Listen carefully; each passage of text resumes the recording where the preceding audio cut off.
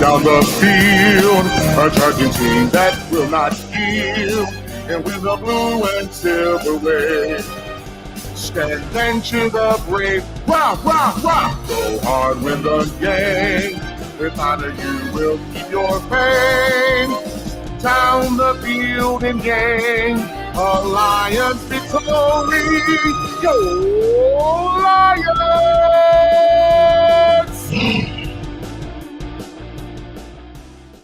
It's about I gotta say, it's the stupidest thing in sports. Being able to run as he shoots the moon to the fans here in Green Bay. That is a disgusting act by Randy Moss. This is not Detroit, man. This is the Super Bowl.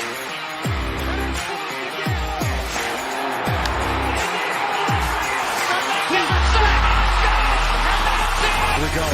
Stop from the gun to the keep.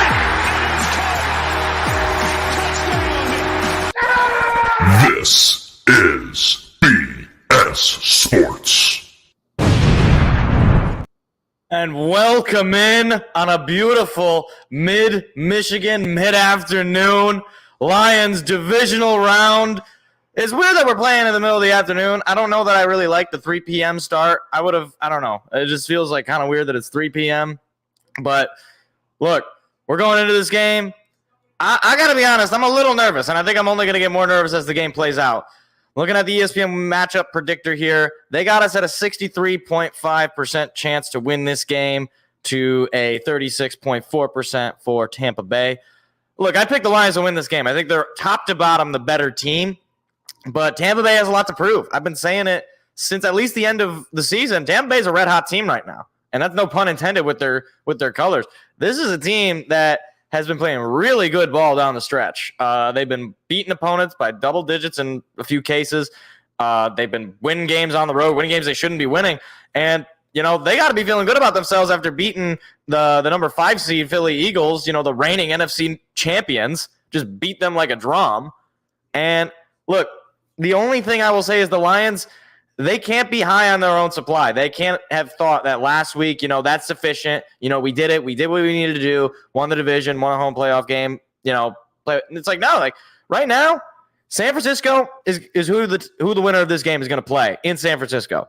And if you looked at the way San Francisco played last night, it was close. And I don't think it's totally out of the realm of the possibility that if the Lions win this game, they could go into San Francisco and they could win. I don't think it's totally out of the realm of possibility. Now, I think overall San Francisco is probably the better team, but, I mean, hey, I'm going to pick the Lions if they win anyway. I'm going to pick the Lions no matter what.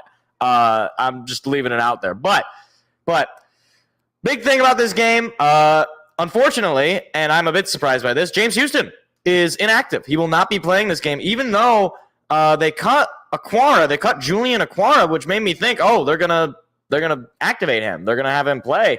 But no James Houston, no Khalif Raymond as well. Sam Laporta will be playing, which is good. I mean, he played last week, so would have been pretty shocking if he didn't play this week. But hopefully he's more active. Obviously, he was playing with that injury.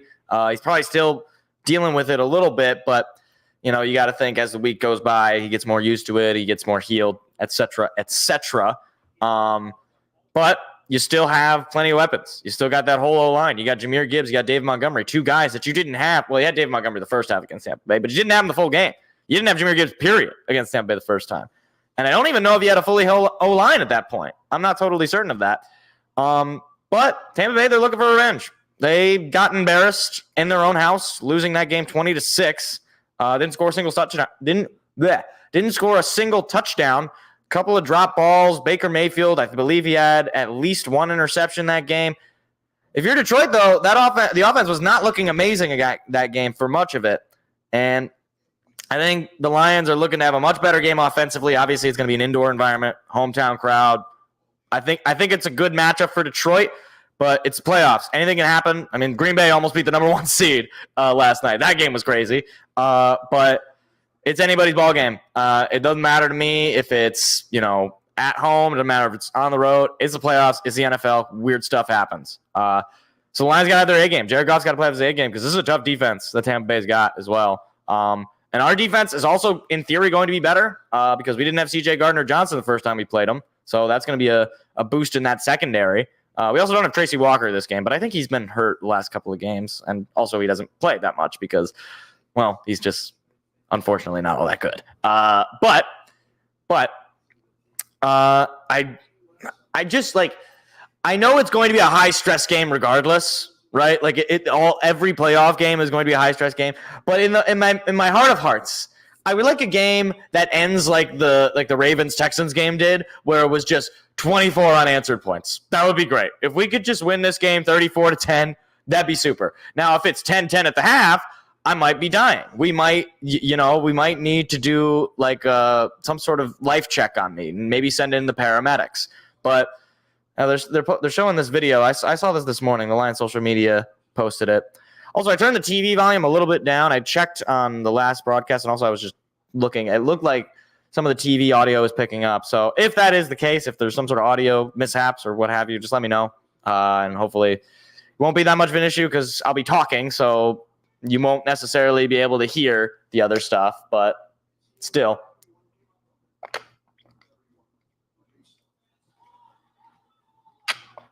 Oh boy. Man. Look, the other thing too I wanted to point out. Last week, the Bucs, they blew out the Eagles, but Eagles were very much so in that game. Yeah, what's up, Wizards? Let's go Lions indeed. The Eagles are very much in that game for a lot of it, but because their coordinators are terrible, and I guess the team just straight up quit, apparently, that's what it is. But Lions also, it's on the website. Lions looking for their second playoff win for the first time since 1957, which was, of course, the year that they won the NFL championship, their last actual meaningful title. And it doesn't even mean that much anymore because it was pre-merger. But so a little bit of team of destiny. If they win, are they going to be on the same trajectory as that 57 team? Probably not. I don't know, but we'll see. Jared Goff getting his first playoff win since 2020 with the Rams. So obviously before he was traded, but technically 4 years, I guess, since he had a playoff win and he managed to get it done. Lions wearing their all blue jerseys once again, the Blueberries, which basically are their home unis. I've said it before. I'm looking forward to the rebrand. I'm not a huge fan of their uniforms, but although it would be ironic if in the last year of these uniforms they win the Super Bowl, because then it's like, well, shoot, like these are the uniforms that they won a championship with. You kind of want to keep them at that point, but I don't know. I tend to separate those two things, but I don't know. Maybe I'm kind of weird. But Baker Mayfield, man, I don't give him an opportunity. That's all I'll say, because they got a great room of wide receivers: Trey Palmer, Mike Evans. They can dice you up. And Baker Mayfield, he was the number 1 overall pick for a reason, and he's also looking for his second playoff win in a single season. Obviously with the Browns, he had just the one, and he just had the one with the Buccaneers. So, all righty. Todd Bowles, 17-17 overall record, 1-1 in the playoffs. There's old Dan Campbell, the first Lions coach to win a playoff game since Wayne Fonz in 91. So who's getting the ball? Looks like the Lions are going to get the ball. So Craig Reynolds will return it as Khalif Raymond is out for injury. Lions going to start with the football. Wow, look at the towels. That is awesome. Wow. That is a playoff environment right there. That Ford Field is rocking. So here we go. Kickoff is up and away, and we are underway in the divisional round. Lions with a chance to go to the NFC Championship game for the first time since 1991. Oh, here's the offensive line. Or the offense.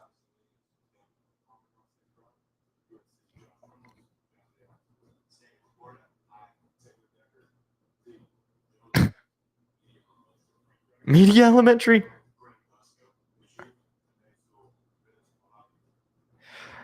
Something about Taylor Decker just saying "the" for his college just always makes me laugh.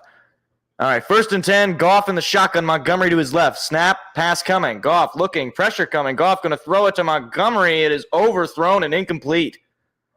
Just a throw in the flats. This pressure came immediately. Goff had to get rid of the football. Last week against the Rams, Goff was 22 for 27, had a touchdown and 277 yards. Nice night for him. We're going to need him to be at least as good today. But 2nd and 10, Goff in the shotgun again. Here's the snap, pass coming. They're going to screen this to Montgomery. Montgomery's going to make the catch and just be tripped up short of the line to gain. It'll be 3rd and probably 2 or 3, maybe 4. Oh, here's the defense.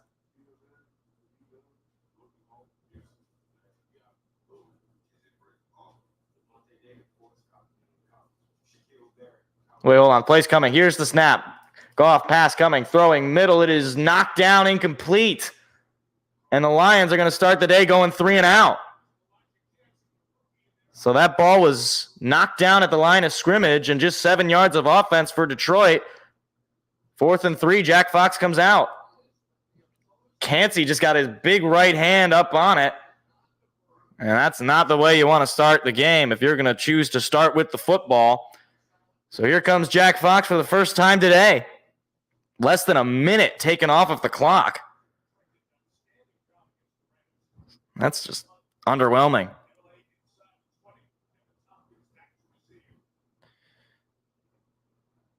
Here's the snap, and there is the punt. Jack Fox booms that one inside the 20 and breaking free of the first tackle, looking for a lane, and Reeves-Maben is going to take him down at the 20. So he tried to get something of a return, but not much there as in comes Baker Mayfield in the Bucs offense.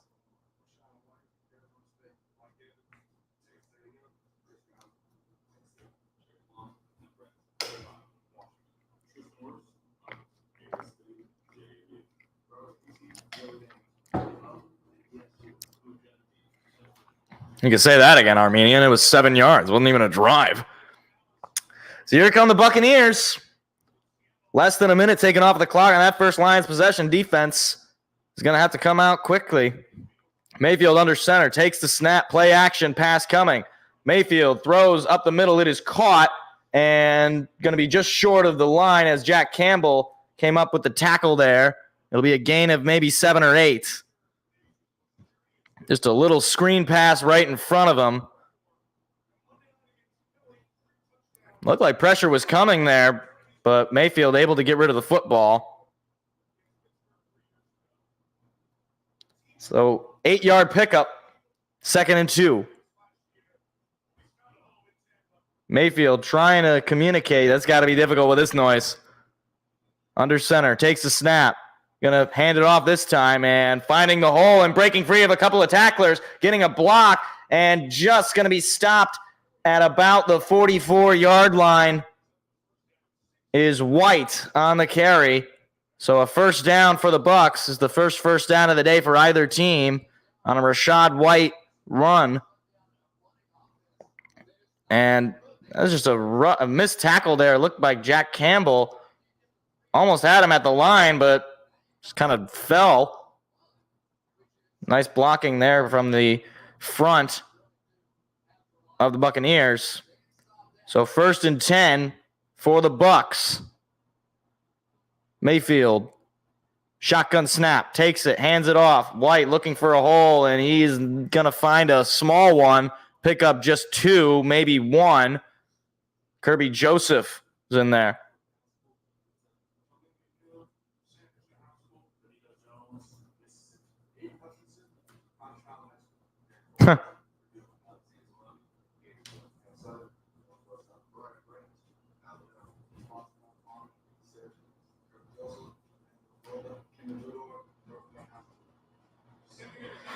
So 2nd and 9 on the 1-yard pickup from Rachaad White. Baker in the shotgun, man to his left. Snap, pass coming. Baker looking, pressure coming, going to get hit, and he's going to be sacked. Cam Sutton, I believe.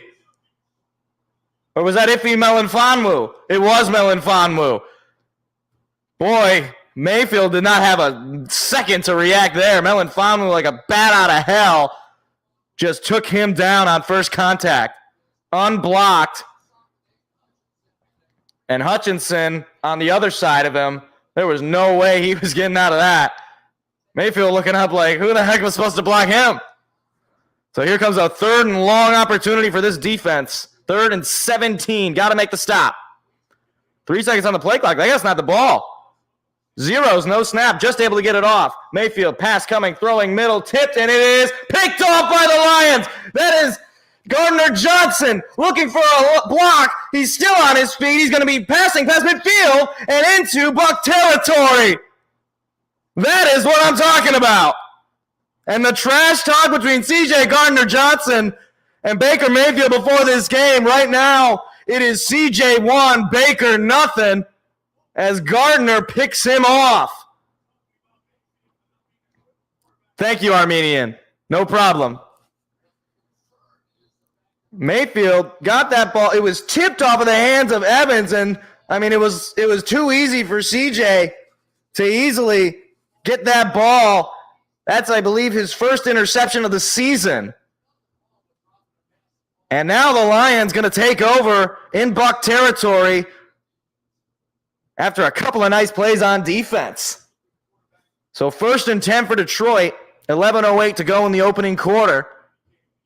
Goff is going to line up under center this time. Montgomery is in the backfield. Ball is at the 41-yard line of Tampa Bay. Little motion in the backfield. Here's the snap. They're going to give it to Montgomery. Montgomery looking for a hole. He's going to pick up about 4 on the run. 2nd down. Oh, that's right. He did get the interception against the Vikings. Thank you, Armenian. His first of the postseason. We'll say that. So I think they're just, it'll be a 4-yard pickup from Montgomery. Gibbs has yet to see the field. Goff now moving under center. Montgomery's in the backfield. Here's the snap. They're going to give it to Montgomery again. Montgomery trying to barrel his way through, but he's going to be just short of the sticks. It's going to be a 5-yard pickup, but a flag is down. We'll see if the play stands. If it does not, it will be 2nd and long. It's going to be defensive holding. That's an automatic 1st down.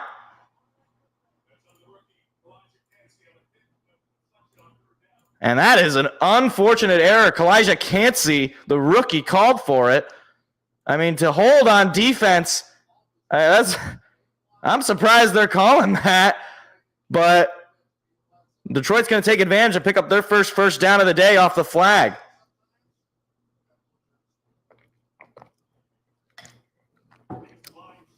So now Goff in the shotgun. Montgomery to his right. Here's the snap. Pass coming from Goff. Goff looking, pressure, taking a deep shot, looking for Laporta. It is incomplete. 2nd and 10. Looking for a big gain there, but Laporta unable to break free of coverage. 10-12 to go in the opening quarter. No score. Lions started this game with the football, went 3 and out. Then they turned the ball over, or the Bucs got a 1st down, turned the ball over on 3rd and long. 2nd and 10. St. Brown moving in motion from the right to the left side. Now he's moving back to the right side. Here's the snap. Pass coming. Goff, pressure coming, throwing up the middle. This one is caught by Jamison Williams for a 1st down, but a flag is down. And the flag apparently is in the secondary. If it stands, it'll be 1st down Detroit. Let's take a look.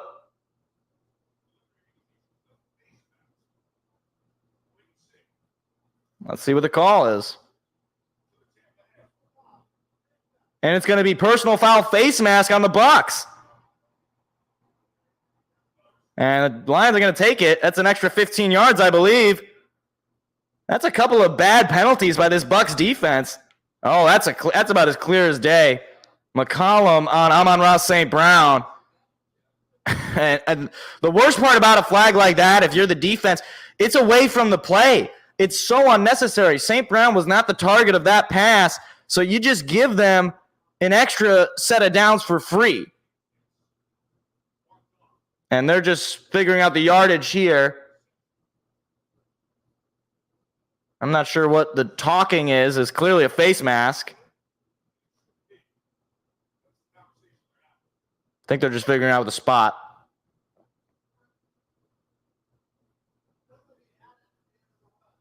Yeah, so the penalty is added to the end of the run. So you get the JMO 1st down, you add 15 yards.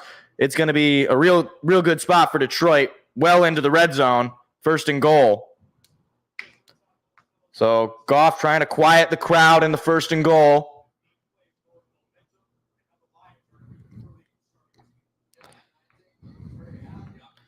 Clock continuing to roll, and boy, it is quiet in Ford Field. Lions with the ball at the Tampa Bay 8-yard line. Goff under center. Gibbs is in the backfield. Here's the snap. They're going to give it to Gibbs. Gibbs looking for the hole. Gibbs finding the block. He's going to dive forward inside the 5, but taken down at about the 3 or maybe the 2-yard line. 2nd and goal. Nice little run there from the rookie who had a touchdown last week against the Rams. He had just 25 rushing yards last week, but he had 43 receiving yards, so certainly made an impact on the offense. 2nd and goal, ball at the Rams 3. Goff under center, Montgomery now back in the game. Here's the snap. They're going to fake the give to Montgomery, looking for a pass. Pass is incomplete. Nearly picked off by the defense. Amon-Ra St. Brown was the target. And boy, oh boy, Jared Goff just got bailed out there because that was right to the defender. Pressure was coming, and he just totally underthrew Amon-Ra St. Brown. But now it'll just be 3rd and goal. Here we go. Goff under center. Montgomery in the backfield. Laporta moves in motion to the left side. Here's the snap. They're going to give it to Montgomery. He's going to be stuffed. He's going to lose maybe a couple. So 4th and goal. And it looks like they're just going to take the points here. So an unfortunate end to that drive, which started so promising. Lions going to try to take an early lead, 3-0, but to get all the way to the 3-yard line and come up with nothing.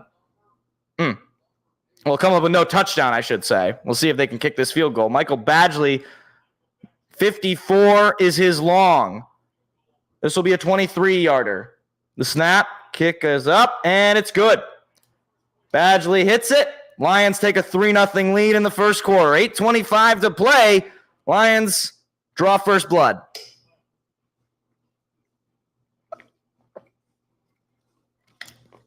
I swear, if this is a 3-0 win for the Lions, I don't know if I'll be able to emotionally handle that. Like if that was the final scoring drive of the game, Armenian man, I don't know that it's worth continuing. I don't know that we should keep doing this.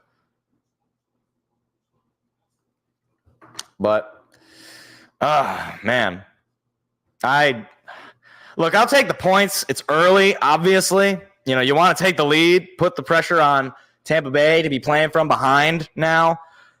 But man, you got all the way to 1st and goal. You got to score a touchdown. Oh man, especially in the playoffs, man.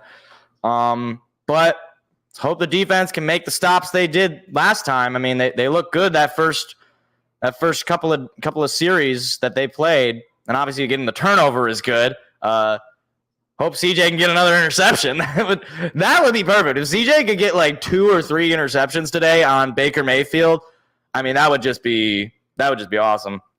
We need the touchdowns because the Bucs get the ball down. Absolutely. We need to be up 2 possessions. And I've talked about this ad nauseum. If you're not taking the ball in the second half, you got to be up 2 possessions for me to feel comfortable. So we're gonna need at least another touchdown. Well, yeah, at least another touchdown. I guess you can get 2 more field goals, and I feel good about 2 more field goals. That's 2 possessions. But I would rather you get a touchdown, even though that would only be a 1-point difference compared to the 2 field goals. But I'd like to be up by a good amount at the end of the second quarter. That would be nice. But hey, man, I will say though, Jared Goff, you gotta let's figure it out a little bit. A couple of bad incompletions there. Run game is looking solid, but need Jared Goff to get it going a little bit. Need him to get cooking. Need him to get hot. So, like I said, this Bucs defense is no joke. They can make the stops, so you got to really earn it when you get into the end zone. So I guess that's the reasoning probably for Campbell to take the points there is because he knows that it's not gonna be easy to get back in the red zone. You got to take the points. That'd be awesome. Get a JMO touchdown just like the first one. Yeah, I agree, Wizards. I agree 100%. But points are points. You're up 3-0 now. Defense got to keep it up. Keep this lead right now. 8:25 to go in the opening quarter. 3-0 Detroit. First kickoff of the afternoon for Jack Fox. And there it goes. And it looks like the Bucs going to just let that one go for a touchback. So in comes Baker Mayfield. Last pass he threw resulted in an interception to C.J. Gardner-Johnson.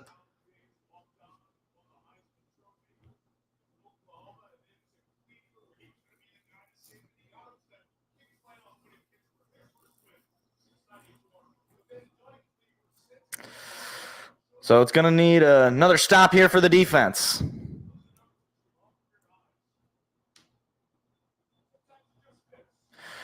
Mayfield takes the snap.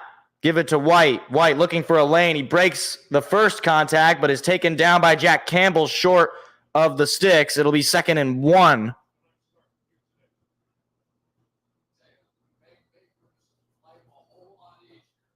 Or 2nd and 2, they're going to say. Just an 8-yard pickup for Rachaad White. Final 8 minutes of the opening quarter. Mayfield in the shotgun. White next to him to his left. Mayfield. Couple of wideouts on the left side. Snap, pass coming. Mayfield throwing it quickly. This one is knocked free and incomplete. Cam Sutton in coverage. It'll be 3rd and 2. Big opportunity for this defense if they can get a stop on 3rd and short. Cam Sutton got a big hand in there and knocked that ball out of the air.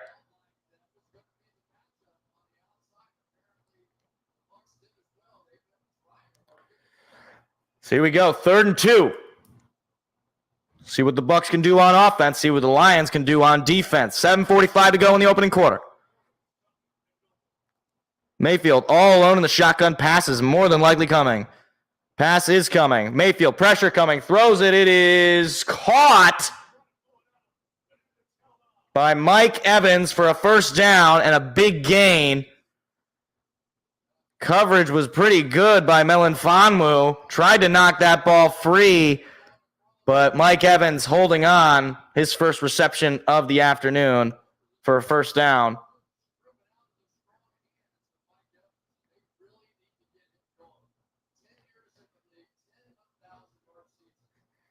First and 10, Bucs in Lion territory at the 49 for the first time today. Snap, fakes the give, pass coming up the middle. This one is caught by Palmer for a big gain, first down. And now the Bucs offensively moving with efficiency in the passing game. Trey Palmer, who's a solid number 2 guy, and he was just wide open. Clearly the defense did not think he was going to be the target because he was just way too open, but down on first contact. So now just shy of the red zone are the Bucs. Mayfield under center. Here's the snap. Fakes the give. Pass coming. Pressure coming. Gonna get hit, and he's gonna get sacked. That is Brian Branch, who brings him down to make it 2nd and long. Brian Branch, the rookie DB out of Alabama, brought the pressure unblocked again. And, I thought Baker was going to escape, but Branch just held on and getting a little extra support there from, I believe that was Aleem McNeil. So it'll be 2nd and 19, second sack of the day for Detroit. And that kind of a play is huge. It pushes them further and further back for a field goal. Mayfield, pressure coming. Mayfield now on the run. He's going to slide for a short gain of just about 1. It'll be 3rd down and, 18 with 5.5 to go in the opening quarter? So 3rd and 18. Baker Mayfield, last time he was in a 3rd and long, threw that interception. They're going to need a big play on offense. Lions going to need a stop here on defense. Certainly would be a deep field goal if they wanted to try to tie this game up, which they would try. The Lions going to want to keep them pinned back here.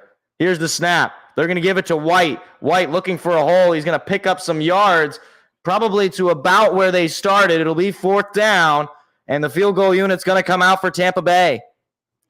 So a stop there from the Lions on defense, but a chance for the Bucs to tie it up. Chase McLaughlin. He has made a 57-yarder this year. His only 2 missed field goals were blocked. This will be a 43-yard attempt to tie this game up.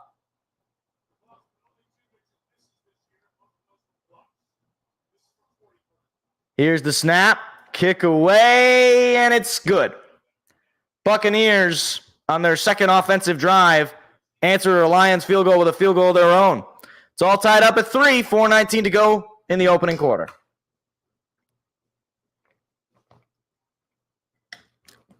Hey, I'll take them settling for field goals, especially, given the way that drive started to go.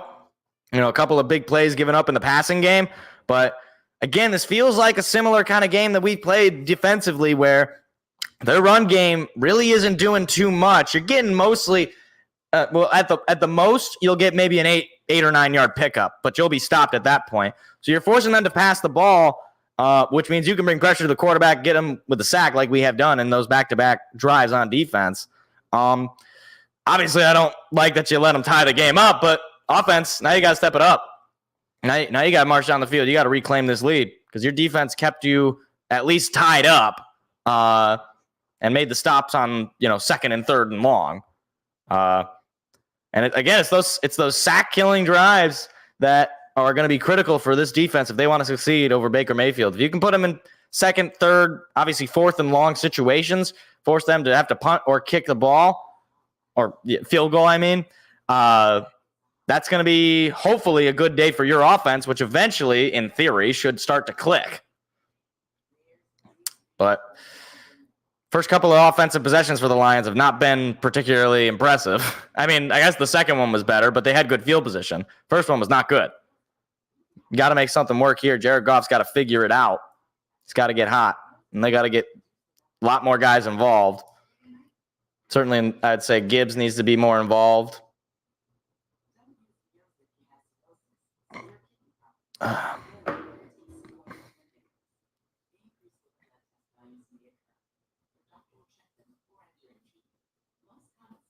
But yeah, I did kind of figure this game was going to be a little bit of a not a shootout. What's the opposite of a shootout? Like a low scoring affair? Was there a term for that? There's got to be a term for that, right? I don't know.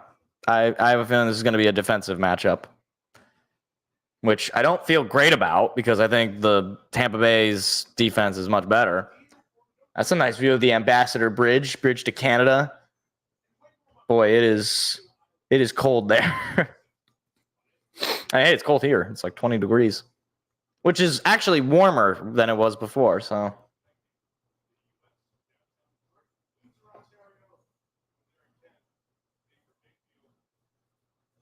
4:19 to go in the opening quarter. Second kickoff of the day for the Bucs is a line drive to the end zone for a touchback.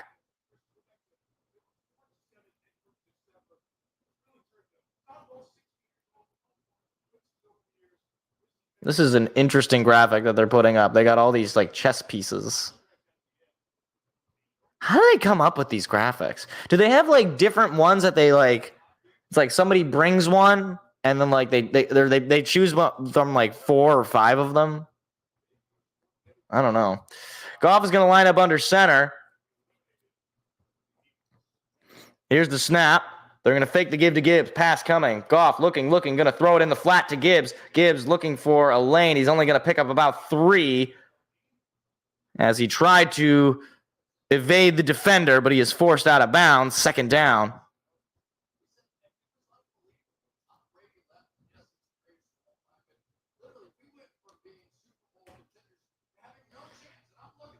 So 2nd and 7.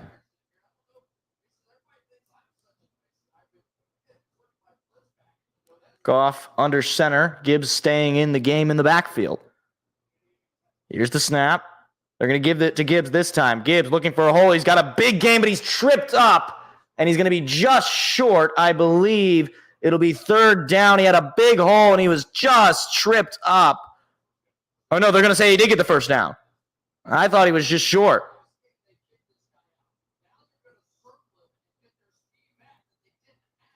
Oh, man, if he doesn't get tripped there, he's gone. Oh, I mean, I'll take the first down, but... Oh, no, they're going to say 3rd and inches. Okay, I was going to say. Goff under center. J-Mo moving in motion. Goff going to sneak it himself. He's going to pick it up. Look at Jared Goff getting a couple rushing yards.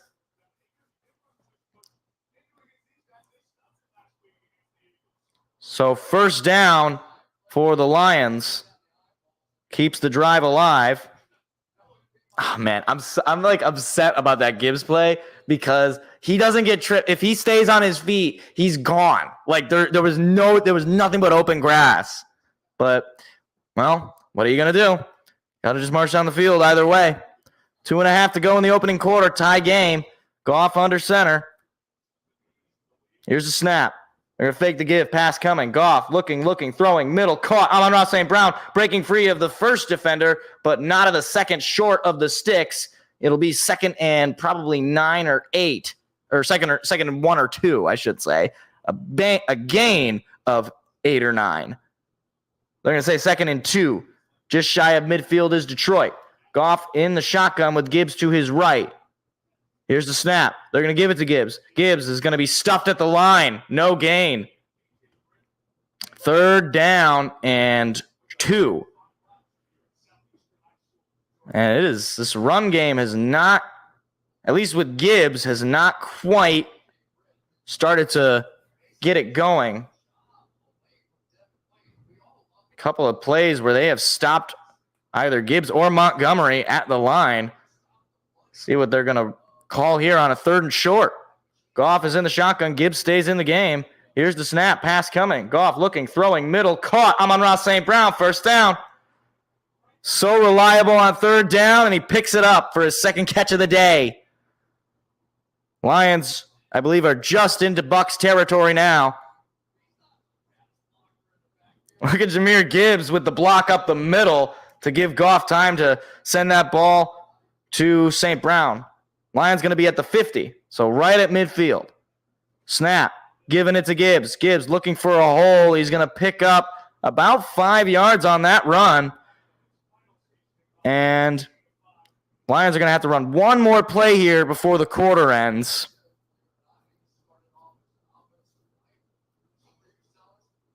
Play clock just a little below, just a little ahead of the game clock, so it'll be 2nd and 4 on the 6-yard pickup from Gibbs.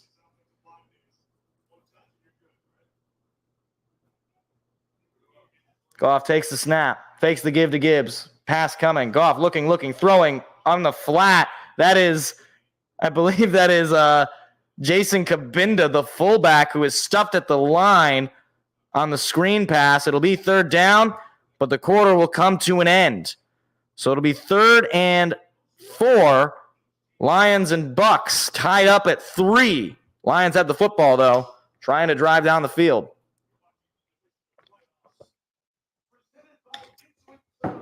Well, that was an underwhelming first 15 minutes. Oh, man. I'm telling you, we're going to be a lot of these 3rd and short situations with this defense. We're going to be a lot of 3rd down situations with this defense.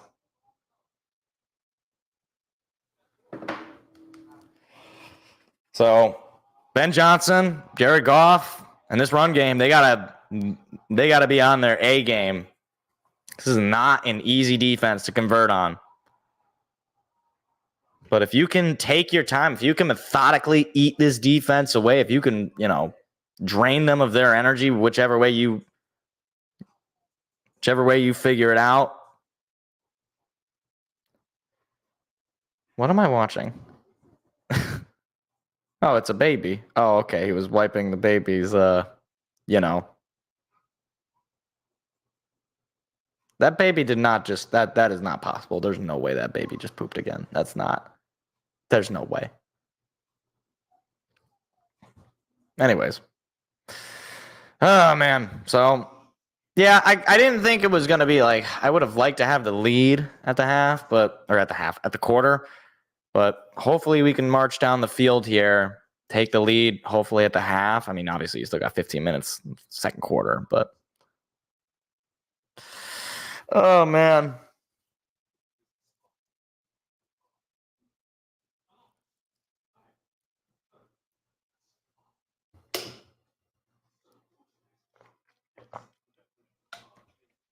Is that one of those self-driving cars?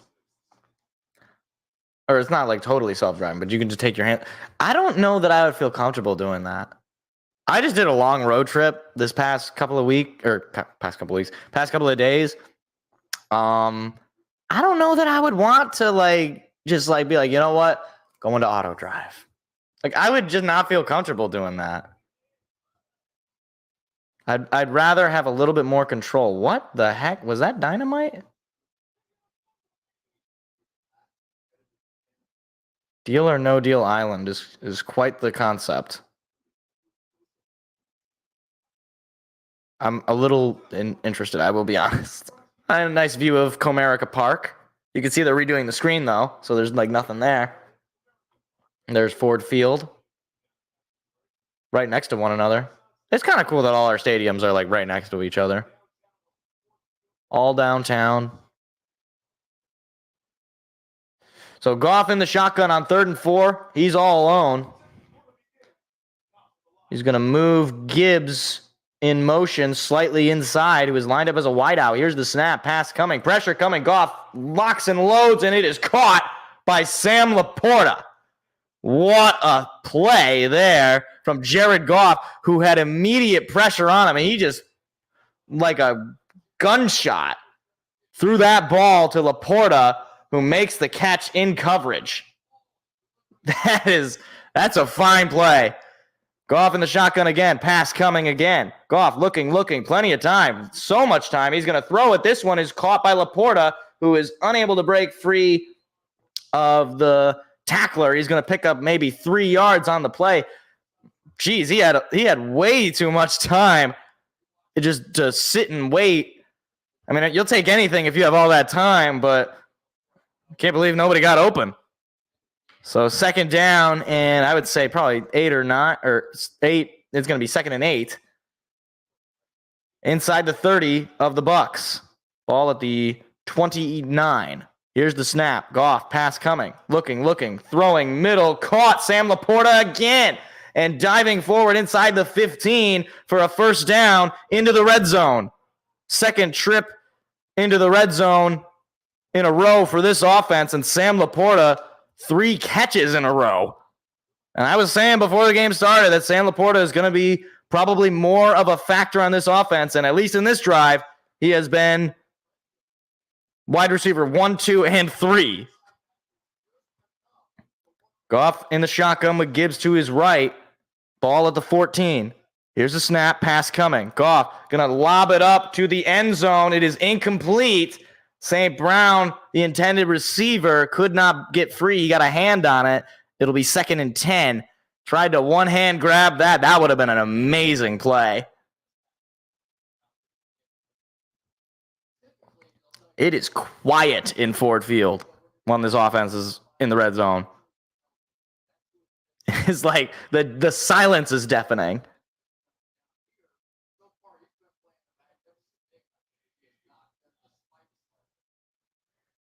Ball at the 14-yard line. Goff, shotgun snap. Pass coming to Gibbs in the backfield. Gibbs looking for a lane. He gets a block, but he's going to be taken down short of the 1st down at about the 9. It'll be 3rd and maybe 5 or 6, maybe 4.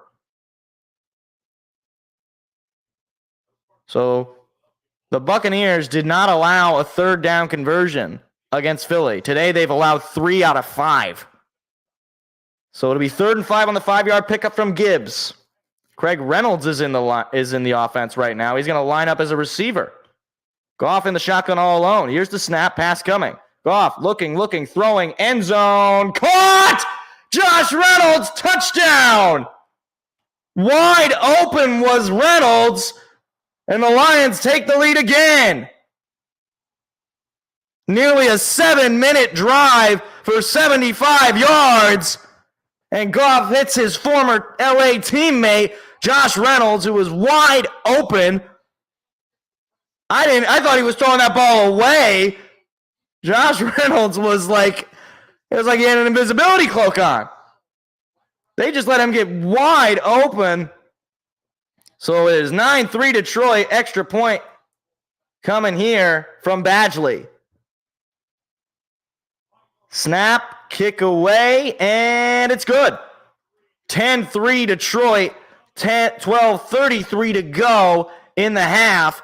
Lions back-to-back scoring drives. First postseason touchdown for Josh Reynolds. That's what I asked for. I was like, oh, okay, he's throwing it away. And then Josh Reynolds just like out of nowhere, just like, oh, wait, I'm playing football. And then just heaves that ball in. I'm telling you, he's one of the most underrated wide receivers, I think. Like, he reminds me of like Gabe Davis for the Bills. Like, everyone knows about Diggs. Well, it wasn't Craig. It was Josh Reynolds that made the catch. I don't even, like, Craig Reynolds was probably put in there as, like, something of a decoy because they were like, wait, Craig Reynolds is in the lineup? Wait, are they going to throw it to him? Like, is that and then Josh Reynolds is just like, I'm over here. I'm the other Reynolds. We have too many Reynolds. And by too many, I mean two. Like, we have too many Reynolds. That's enough Reynolds. But they have a connection, Josh Reynolds and Jared Goff. They just do. Like, Josh Reynolds is like, he's not like super fast, but he's pretty good at running routes, and he's got pretty good hands too. Like, he's a pretty reliable receiver. And I don't know, I just put a little respect on Josh Reynolds' name. Come on. I'm not saying he's like that amazing, but he's fairly reliable. And then you had Sam Laporta that drive, just like, oh, you know what? I'll put the team on my back. I'll just get 3 catches in a row.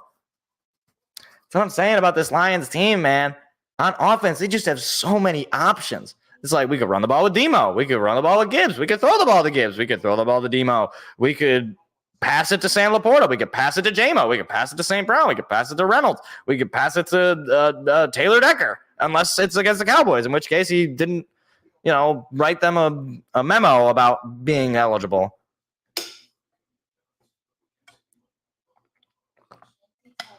Anyways. See, like this, I don't like the message of this Progressive commercial, because he was saying that empty butter tubs are for butter or for recycling, not for leftovers. It's like, what? First of all, no, they're not. They're for leftovers. You finish that. You're done with it. It's like, that's a free container. I'm going to let it go. I'm going to let it go. Who is Sha'Carri Richardson? Oh, track and field. Okay. Cool. Is she an American? I don't. Sha'Carri? I've never heard of. I don't care about the Olympics. I'm not like. I know there's a lot of people who like the Olympics, apparently. I don't really care about them that much. So if you expect Olympics commentary this summer, you're not going to get it. Big kickoff there from Fox, goes to the end zone for a touchback.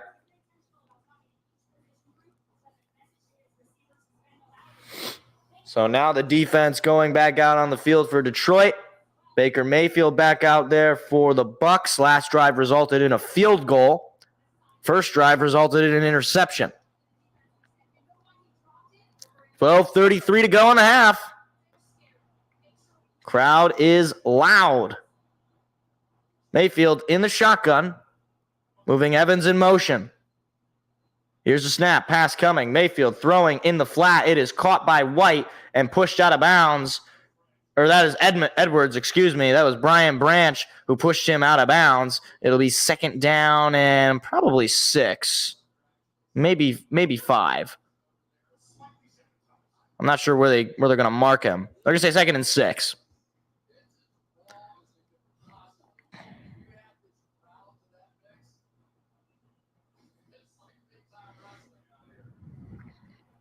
Mayfield, shotgun again. Snap is a little high. He's going to give it this time and nowhere to go. A pickup of just about 1 or 2 from, I want to say that, is that Edwards again? Yeah, or Edmonds. So it'll be 3rd down. Big opportunity for this defense on a 3rd and 5. They picked up 1 on the run.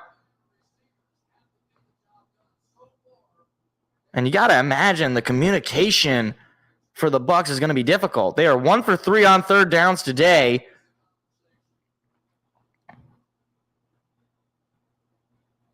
Mayfield all alone. Snap. Pass coming. Pressure coming. Mayfield throws up the middle. It is caught, but he's going to be taken down, and I think he's going to be just short.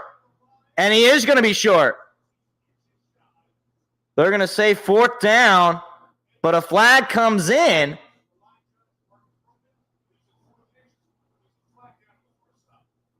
We'll see what the flag is. It's going to be offensive pass interference.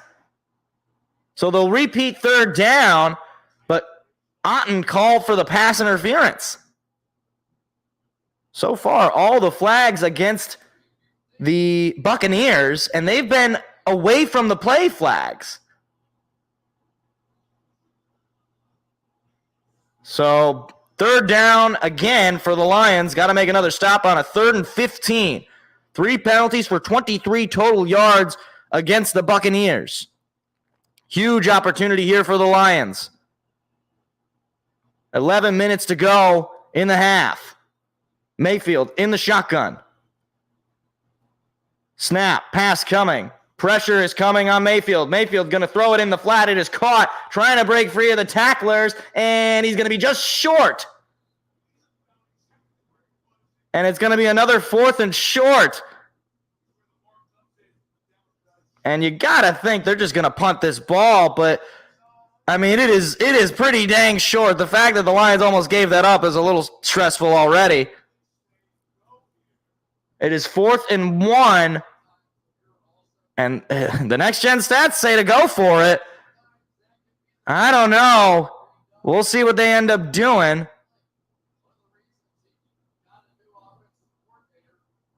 And it looks like they're not gonna go for it. So they're just gonna punt this one away. And I tend to agree with that. You know, if you don't get that, you give the Lions the ball at roughly the 35, 34-yard line. So here's the snap, and there is the punt. It's a booming one. All the way, and then bouncing in the air, and touchback. Tried to catch it in the air and throw it back, but the Lions going to get the football with their own 20. So up 10-3 with a chance to extend that lead. 9:41 to go in the half. That's interesting that they ended up basically in the same spot after the penalty. I was a little nervous. I was like, oh, shoot, he's got a little bit of room to run. Can we make the tackle, please?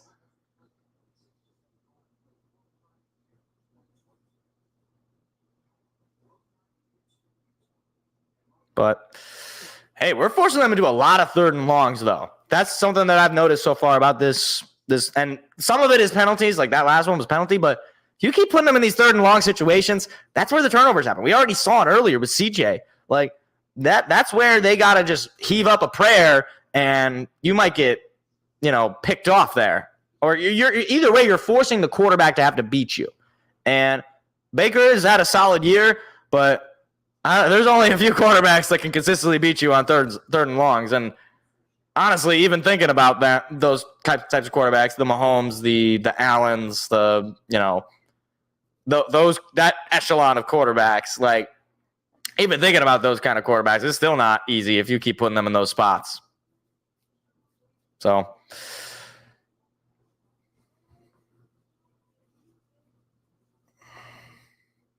all right, but I would love to go down the field and score a touchdown here.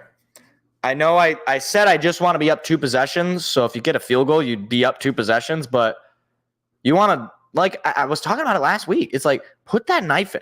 Really force them to, like, get desperate, right? Like, think deep into that playbook. And, I mean, they're already playing from behind, right? So they're already playing a little desperate, but, add to it. Oh, what is this Penguin doing? Is he... Oh. Navy Federal Credit. Okay. Interesting. Look at little Jared Goff.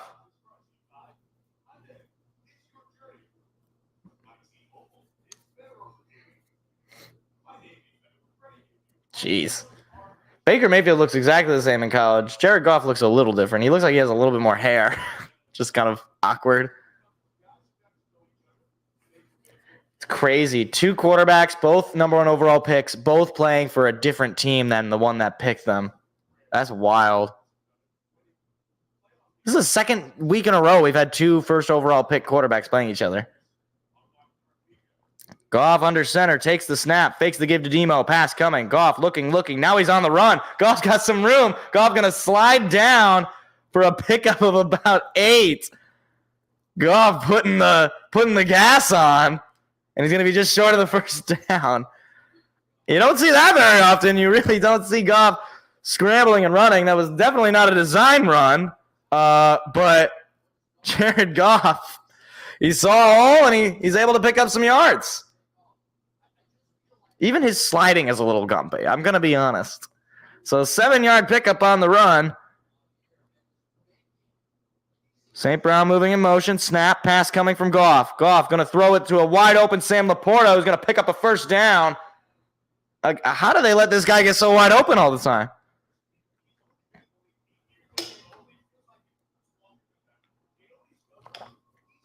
Goff 12 for 17, 82 yards, and a touchdown this half.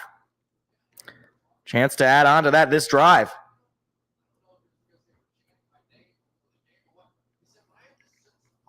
Goff under center. Reynolds moving in motion to the right side. He's calling for something. Here's the snap. They're going to give it to Demo. Demo looking for a hole. He's not going to find one. They're going to pick up maybe one, maybe nothing.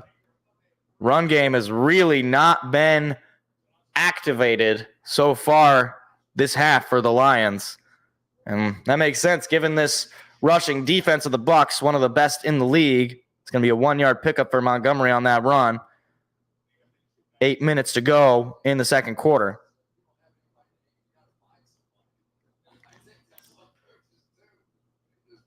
Goff in the shotgun, moving Laporta in motion to the right side.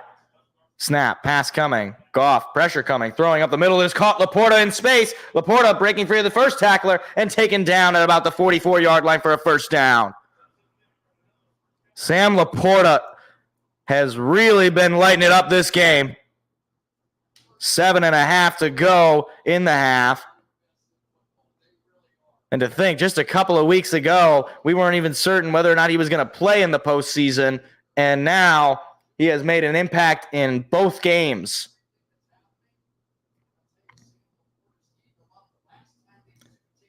Five receptions for 46 yards today. First down away from Bucs territory. Goff going to take a deep shot. Looking for Jamison. Jamison is going to be short. Goff overthrew him by just a step. Second down and 10. It was one-on-one coverage, and J-Mo just a bit short of the ball. Not sure if it was a Goff overthrow or J-Mo was not able to get there.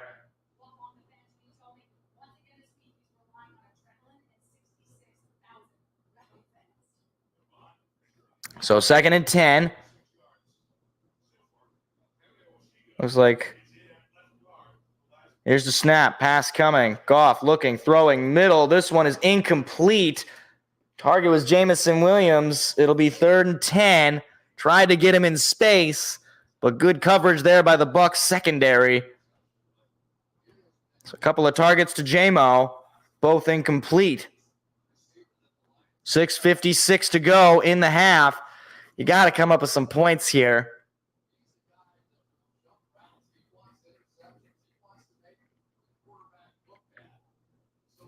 So 3rd and 10. Here's the snap. Pass coming. Goff, plenty of time. Still got time. Throwing up the middle. This one is incomplete.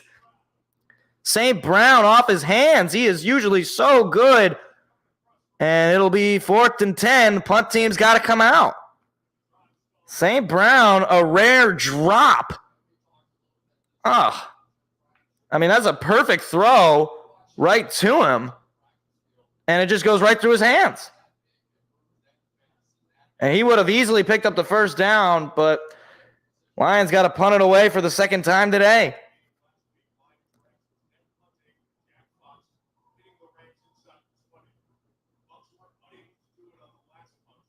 Here's the snap, and punt is up and away. This is a booming one inside the 15 as the Bucs fair catch it. So Tampa Bay going to get the ball back. Down 7, 6:44 to go in the half. I'm upset. St. Brown, you got to catch that football, man. I mean, like, he's so reliable. I'm really not upset with Jared Goff. I guess the overthrow to J-Mo, but second one it looked like it was pretty good coverage. Like, we didn't get a replay of that one, but St. Brown, so Mr. Reliable. I was just talking about how reliable he is on third downs, and drops the ball wide open. Well, defense got to come up with another stop.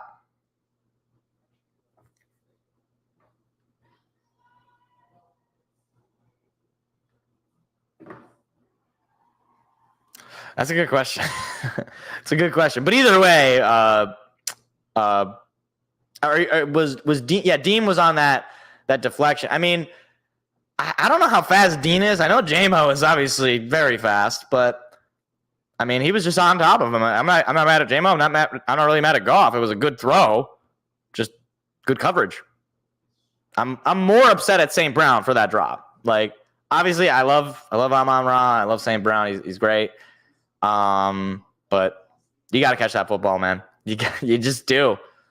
It wasn't like it's wide open. And now you're dealing with a situation where Tampa Bay has a chance to tie this game up to end the half. Like, you're putting your defense in a tough spot. I mean, field position is fine. Obviously, Jack Fox pretty good at pinning teams. So, yeah, Laporta is feasting. He's going beast mode. That man is eating.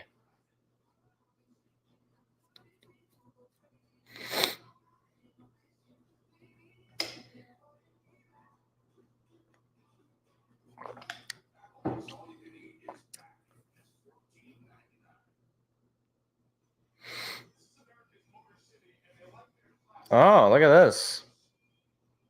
32, 52, 53, 57, right? Yeah, those are our championships. Our 4 NFL championships. Hey, we're tied for third most. Outside of that, it's nothing. We had a conference championship appearance.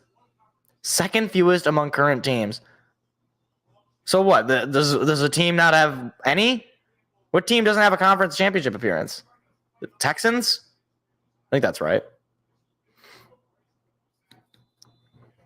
All right, here we go. 1st and 10, pinned pretty deep. Mayfield under center. Ball at the 13.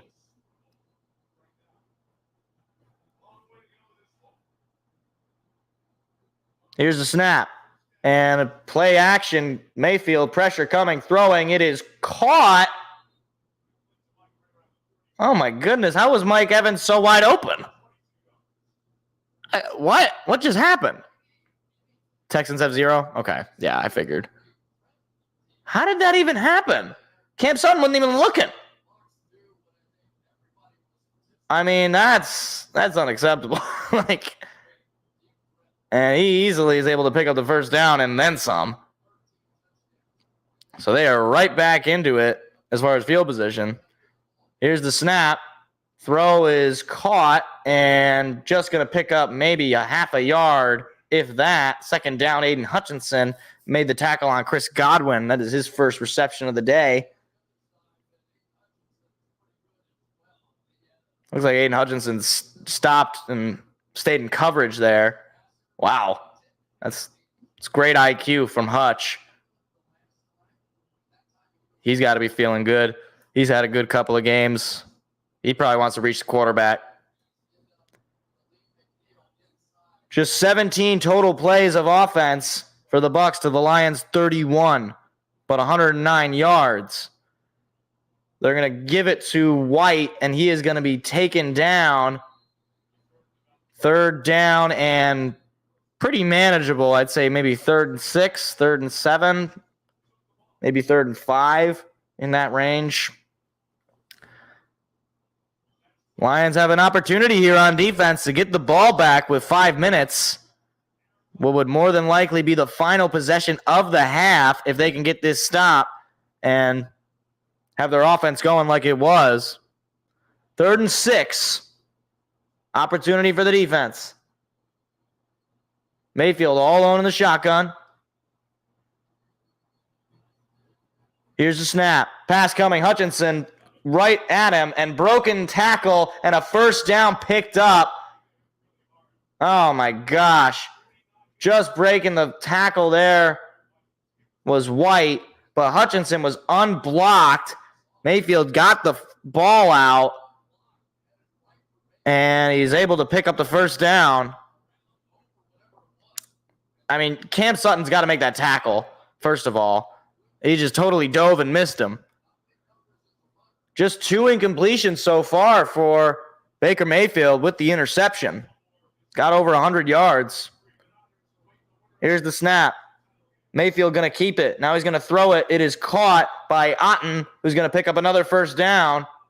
And the Bucs starting to move down the field with authority. Their passing game is not easy to stop. That was Gardner Johnson who made the tackle, I believe. Now into Lion territory for the first time since they scored that field goal to tie it up. 3.5 to go in the half. Bucs will get the football to start the third quarter. Mayfield, snap, fakes the give, pass coming, pressure coming. Mayfield breaking the tackler. Now he's going to lob it up, and it is incomplete. Just able to avoid the sack, which would have certainly put them in a bad spot. That was Benito Jones who brought the pressure, but was unable to finish the job. 2nd and 10 for the Buccaneers.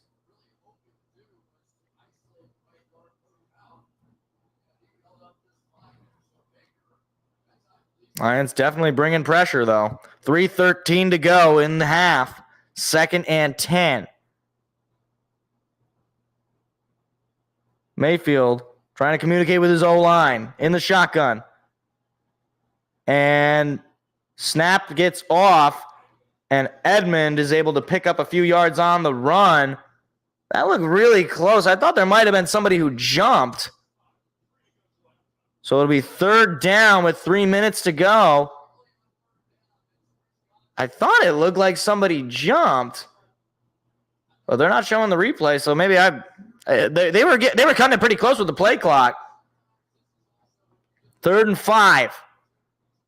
Another opportunity for the Lions. Come up with a stop here.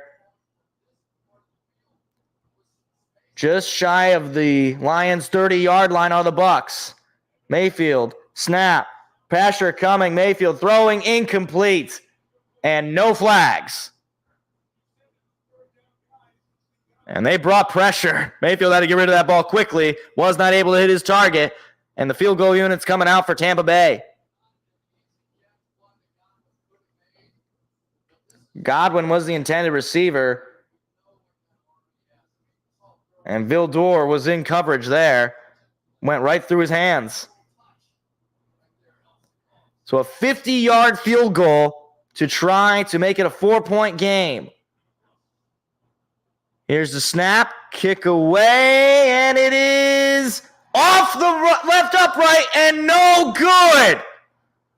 He doinked it, and the Buccaneers come up with nothing. Doinks it off the left upright on the 50-yard attempt. It looked like it was going to be close, and the Lions on defense hold them off. I'll definitely take that, because now this is definitely the final drive of the half. So we're going to go 2-minute drills, obviously. Let's try to score. Touchdown, end the half. That would be super duper. I would love that. I would love that.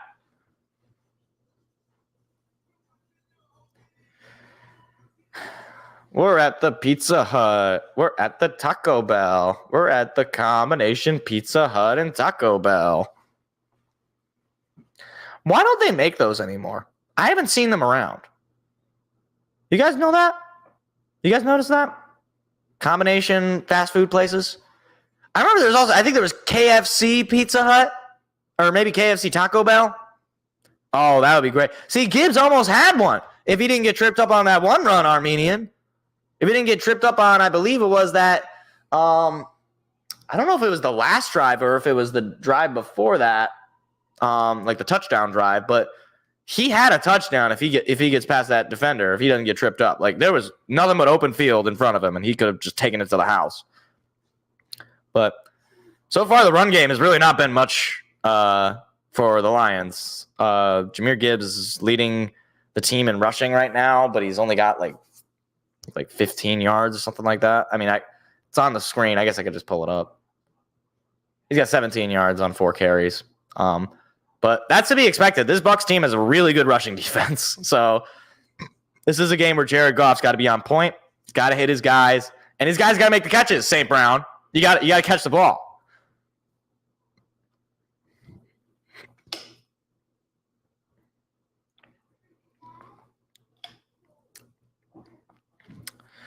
But we can go down the field. We can end this half with a touchdown. Feel good going into the second half, for sure. You feel good.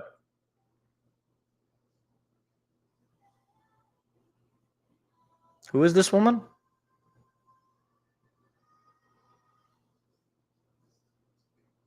This is America's Got Talent. AGT Fantasy League. Okay, I'm not even going to think about it. I'm not even going to think about it. Oh, I'm looking forward to this game tonight. Chiefs-Bills, 6:30 on CBS. Winner plays the Ravens in Baltimore. That's going to be a good game. This is already starting to look like a good game. But big chance here. Big chance here on offense. Come on. Boy, Comerica Park is covered in snow. Goff in the shotgun. Here's the snap. They're going to give it to Demo. Demo looking for the hole and just able to pick up about 4, maybe 5, I would say 4 yards. I don't know. America's Got Talent.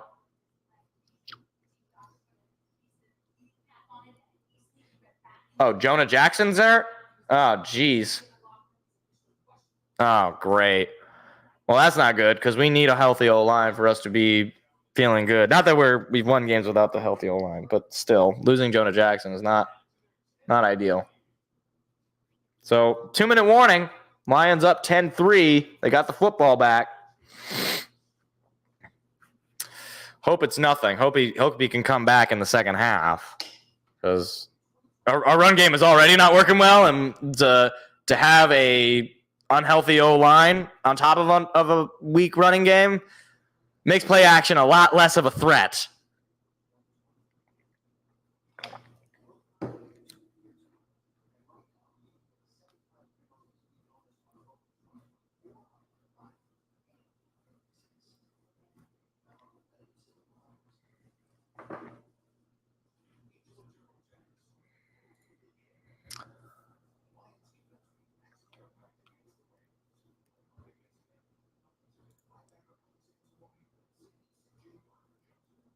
Solid 21 degrees outside right now, guys. At least there's some sunlight, so I can say that I know what the sun looks like.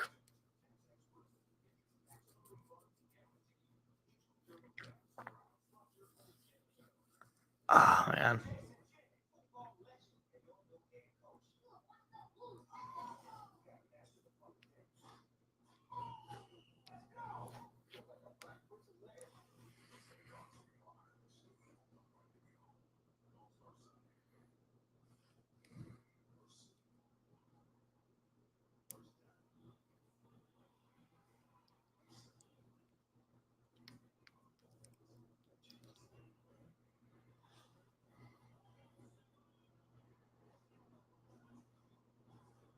Wait, are they? I'm confused though. Like, some of these guys were taken first overall, but CJ Stroud was not taken first overall. He's taken second. Hey, man, you might have to get creative, right? You might have to get creative if you want your run game to be working. And the JMO jet sweep does work a lot. You at least pick up something usually.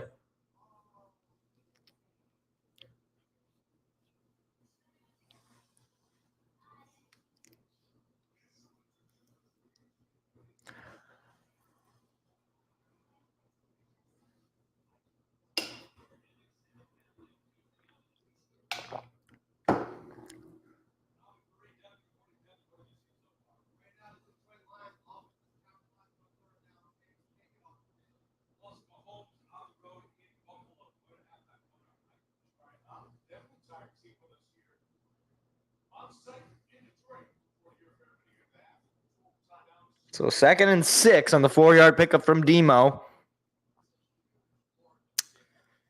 Just shy of midfield are the Lions. Gibbs is in the backfield. St. Brown moving in motion. Here's the snap. Pass coming. Goff going to let it load to St. Brown, who's going to stay just barely on his feet and dive for the first down. Wow.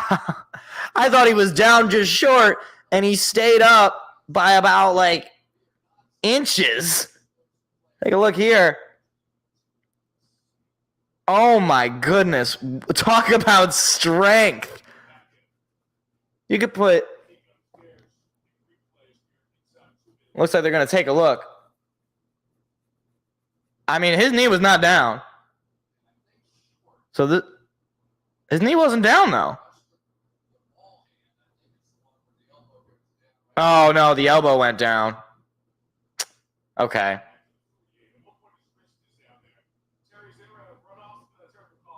Okay, never mind. I was looking at his knees, and I didn't even see his arm go down. Okay, he doesn't have his microphone on, so like I didn't even hear what he just said. So they're going to say he's going to be just short of the first down.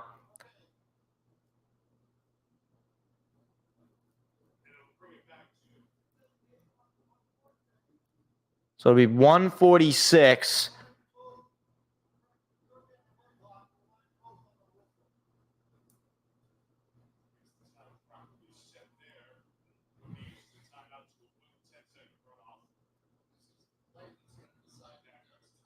So 3rd and 1, but it's kind of a long one, it looks like. St. Brown moving in motion. Snap, Goff, pass coming, Goff, pressure coming, gonna get hit and sacked. Kalijah Cansey makes the sack, and Frank Ragnow is down. That is the center, and that is not good at all. Second team All-Pro center Frank Ragnow is hurt. So not only do they not convert, and it looks like his ankle got rolled up there.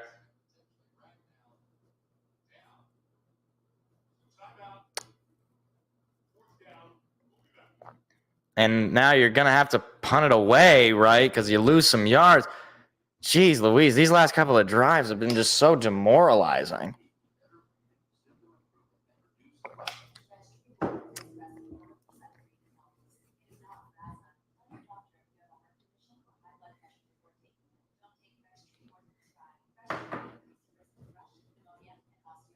Like I said, I kind of thought that this could be a lower scoring game, but it's not like the Lions have not have opportunities. You got to be able to convert on these 3rd and 1s.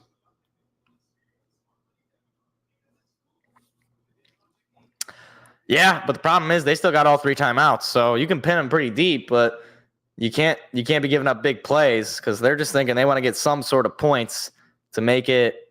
You know, if they can get a field goal, it makes it a touchdown in their opening drive in the 3rd quarter, gives them the lead. Yeah, two O-linemen go down with Jonah Jackson, and now, yeah, it's reminding me a lot of that game, Mr. X.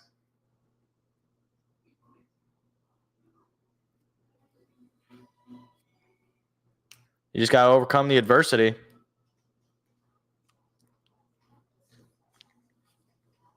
That's back-to-back drives for the Lions that, I mean, I'm assuming they're not keeping them on the field, right? There's no reason to. When you're up 7 in a playoff game, you just punt the ball, especially seeing as your defense has been playing pretty well.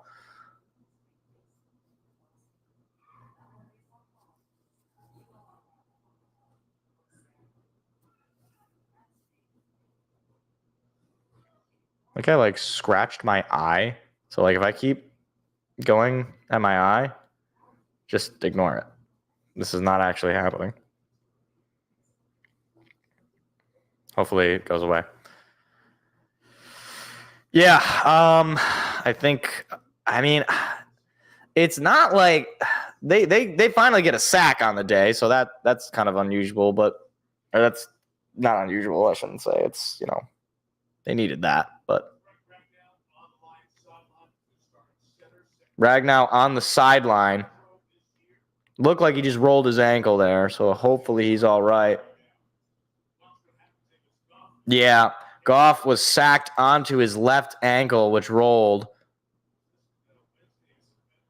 So 4th and 5, Jack Fox will punt it away again.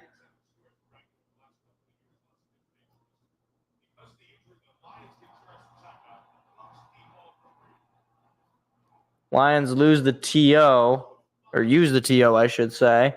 Minute 35. And there's the punt.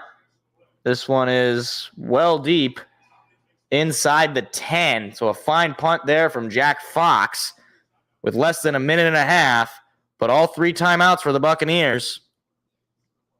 Would love to see a CJ pick 6. Roger Goodell is in the house.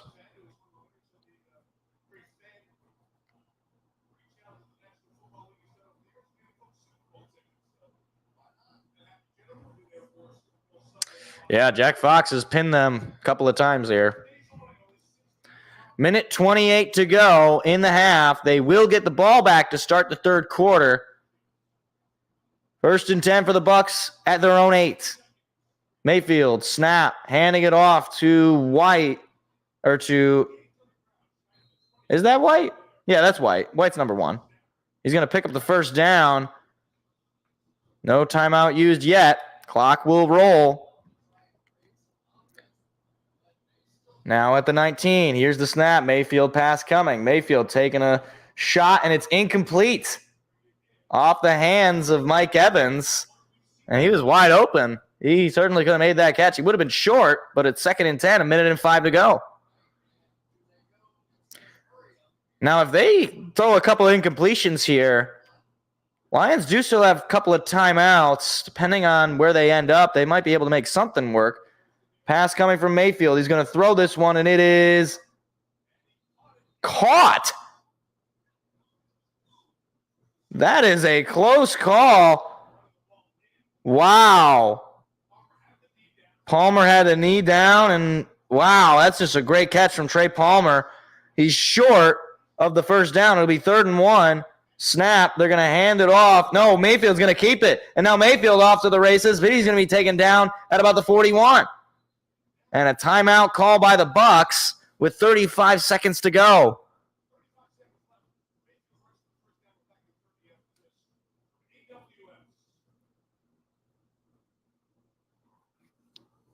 Yeah, right. He shows up at the game and suddenly the ball turns into cheese. Someone who's so sure-handed just drops the ball. Shout out Amon-Ra. He has some magical powers. Oh.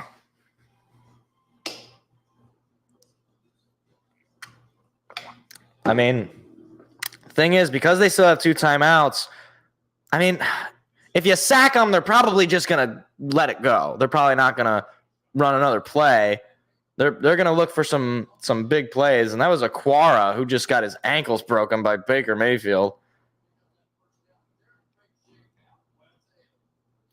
And you just want to keep them out of scoring range. Certainly you want to keep them out of the end zone, but preferably you keep them out of any scoring range.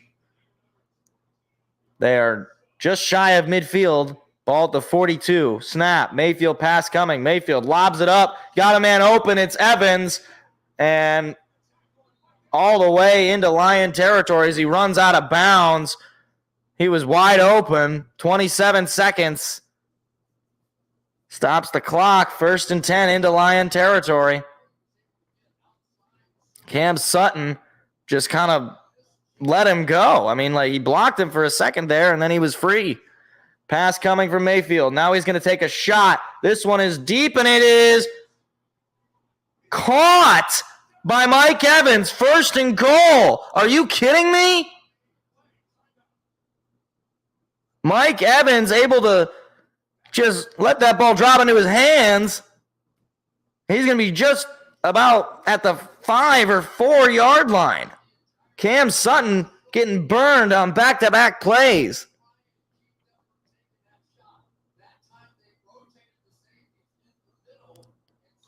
And now the Bucs certainly within range here to tie this game up at the half.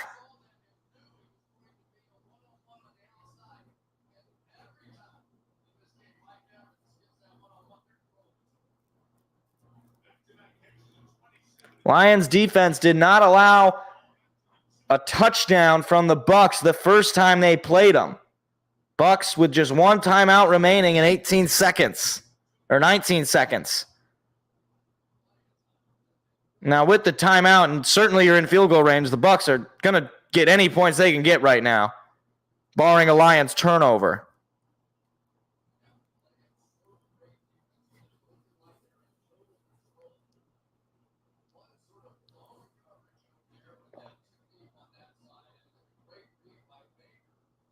And, of course, the Bucs will start with the football in the third quarter, which is why this drive has been so detrimental. I mean, you had them pinned with like less than a minute and a half to go, and they just marched down the field in just a few plays.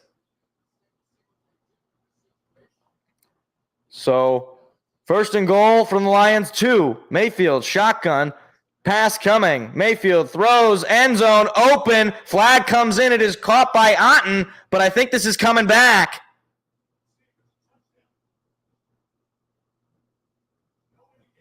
Flag was thrown as soon as the ball was in the air. I think this might be a pass interference on the offense. We'll see. And they're going to pick up the flag. So, touchdown Tampa Bay. No offensive pass interference, and the Bucs are an extra point away from tying this game up. Otten with the reception. Anzalone was in coverage. He was totally beat. And the Buccaneers have made this one interesting. 15 seconds to go. Here's the snap, kick away, tie game. 10-10, 15 seconds. Bucs are going to get the ball back to start the third quarter. And just like that, Lions, who had multiple opportunities to open this game up on offense, come up with nothing, and the Buccaneers score their first touchdown against the Lions this season.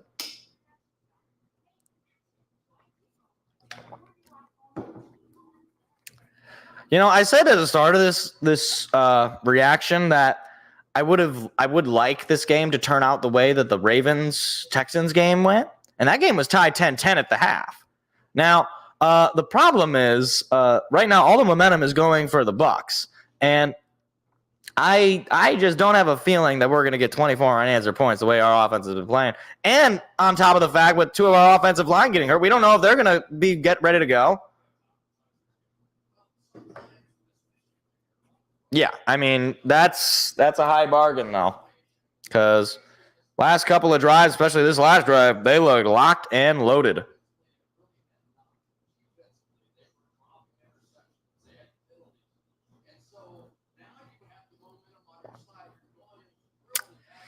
Not feeling good going into the half here. Well, they're going to kick it off just probably the final or second to last play of the half. And there it is. And the Lions are just going to knee this one in the end zone. Yeah, you need a stop. You just need a stop. Jared Goff coming in, probably just going to knee this one. Okay, it looks like Frank Ragnow's back on the field. Okay, so that alleviates a little bit.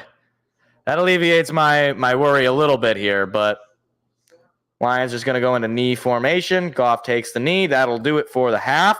So after 30, the Lions and the Bucs tied up 10-10. A close one here in Detroit. Bucs looking to make the upset. Lions looking to go to the NFC Championship for the first time since 1991. The Bucs will receive the ball at the second half.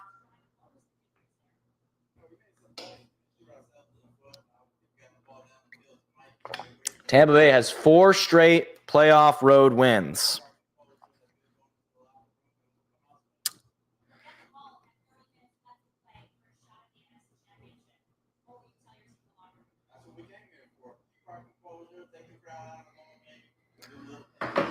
Well, at the half, we're looking at a 55.3% win probability according to ESPN, which is a little low for my liking, especially given the fact that Tampa Bay is going to get the ball, and we've had back-to-back drives that didn't even get into Tampa territory. And that field goal on that second drive, man, that really hope that doesn't come back to bite us. But still got a whole 30 minutes to play. I'm gonna be right back. Gonna hit the bathroom so that I don't have to pee in the third or fourth quarter. That would be not great. So I'll be right back.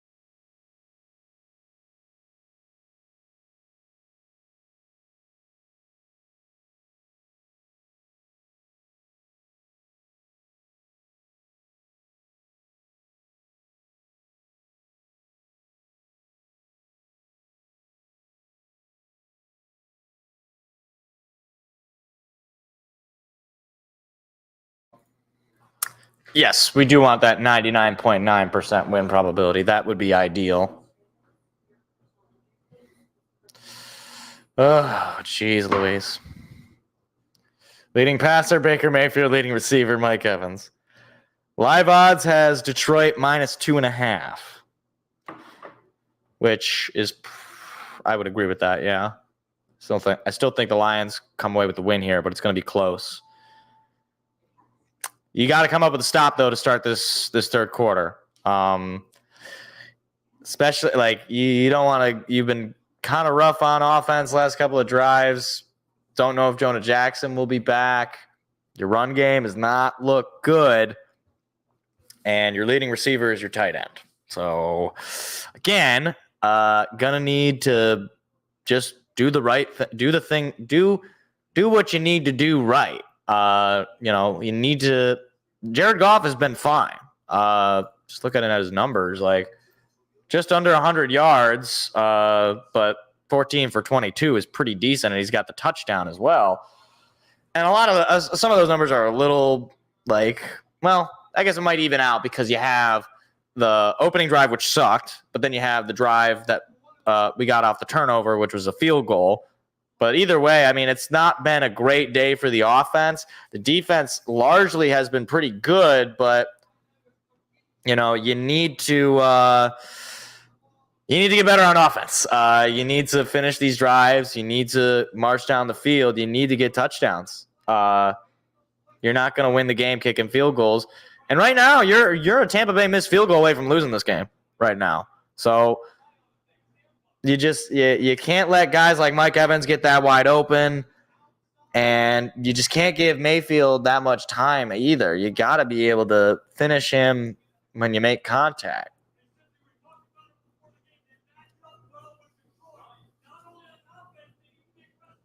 And a 92-yard drive, you just can't do it. You just can't do it. Oh, man.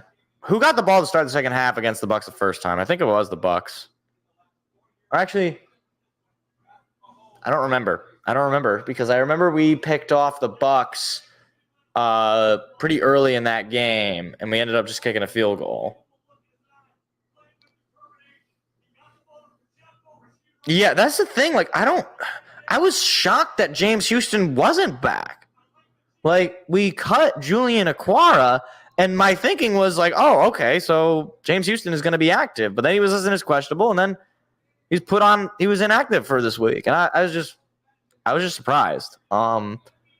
So, I mean, I just didn't expect that was going to be the case. So,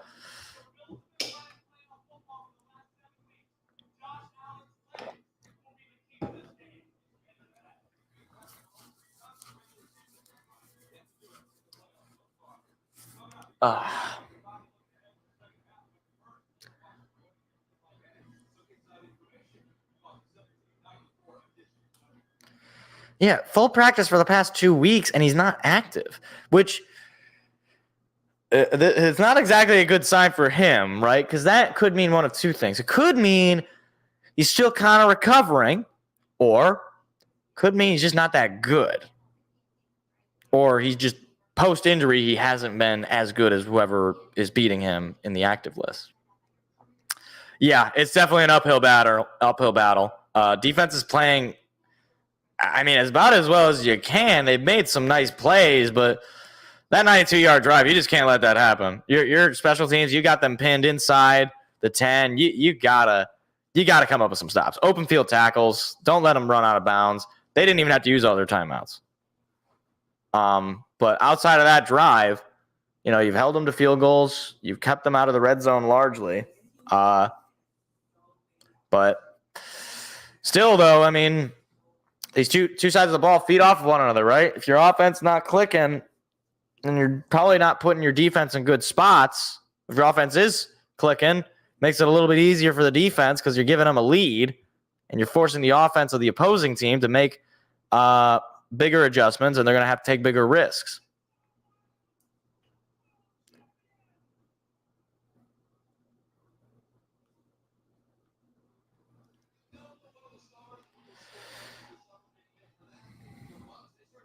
I got to say, the halftime in the postseason is far more stressful. Because there's no recap, right? So it's not like I'm looking around at the rest of the league, seeing what's going on. It's like there's nothing else to recap. I know what happened yesterday with Texans getting blown out and the 49ers going on that game-winning drive, but it's like this is the only game on right now, and everybody is watching it.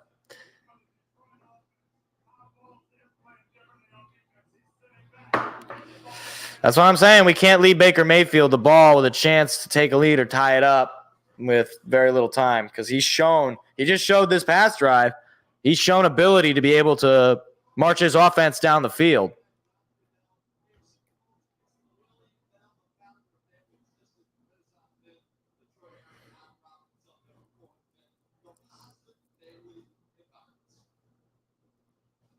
Wow, Roger Goodell gave that guy a free Super Bowl ticket. How do I get free Super Bowl tickets? How does that happen? Can somebody submit my name as I don't know. You can figure out something that would qualify me as somebody who deserves Super Bowl tickets, right?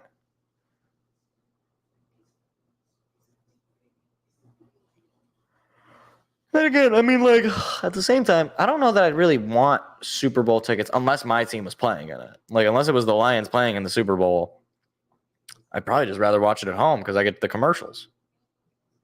As opposed to just sitting in a booth or sitting in a suite. I guess a suite might be nice, but then again, once in a lifetime opportunity. I wouldn't be like, no, I don't want to go to the Super Bowl.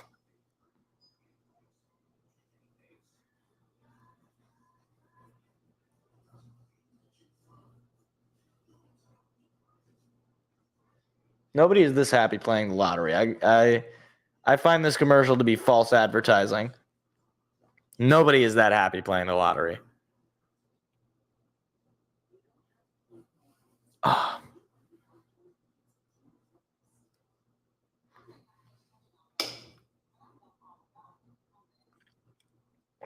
This commercial never ceases to make me uncomfortable. Only people watching the local broadcast know what I'm talking about. This commercial with these people wearing Lions jerseys with like shoulder pads, and it's supposed to like, it's Henry Ford Health, so obviously the team's owned by the Fords, but like it just makes me uncomfortable. Like there's something about them just in their day-to-day life, just like wearing shoulder pads and a jersey. Like, is this just your normal wear? You just wear this at any time? What was it, Central Michigan? Yeah. Central Michigan. Yeah. See? I knew it.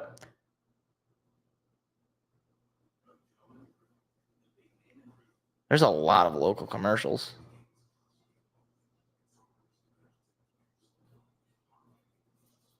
Look, guys, we made better helmets.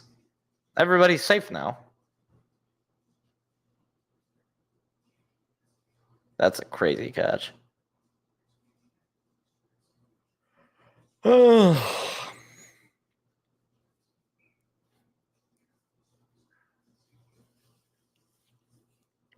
would love a 3 and out. All right, here we go. Looks like they're starting back. They're doing this NFL this broadcast. If anybody who spreads this broadcast without the permission is prohibited. Oh, maybe not.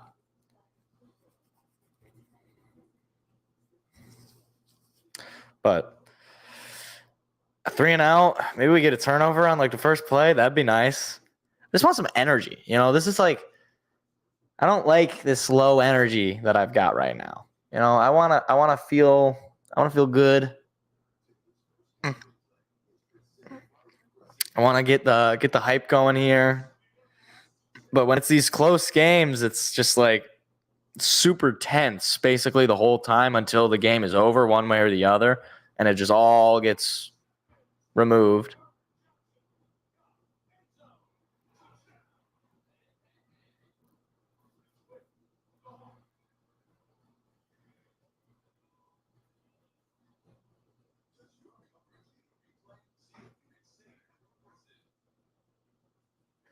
It's a nice view of the city in the late afternoon.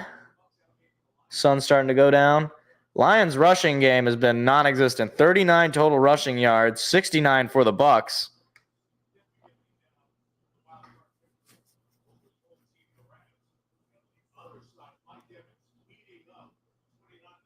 Wait, what did that just say?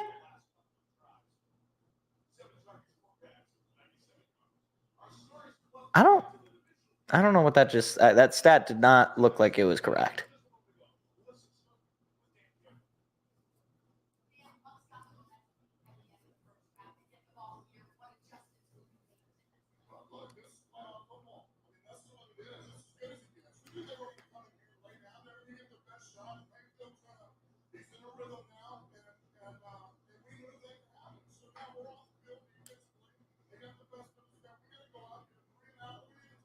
We got an old man right in front there who has something that says like it was an old lady. I'm sorry. I assumed it was an old man. She said, it says like, last time the Lions won, I was 9.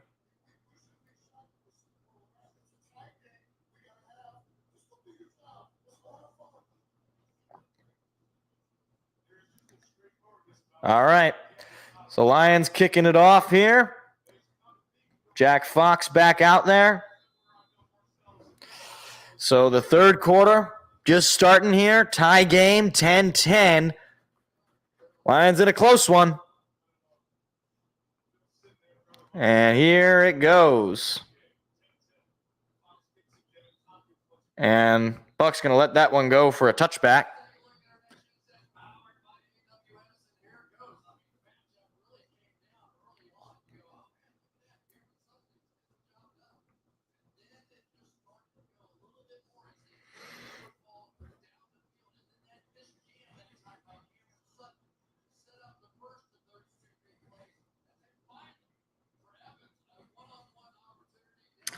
So here we go. Mayfield in the shotgun. Now he's all alone. A lot of movement on the Lions defensively. Now Mayfield calling for something. Here's the snap. Pass coming from Mayfield. Mayfield looking, throwing. It is caught. And picking up the first down is Chris Godwin. Picking up some extra yards on the catch. So first play, first down for the Buccaneers. Baker Mayfield has thrown just 5 incompletions. He's thrown for nearly 200 yards with a touchdown and a pick.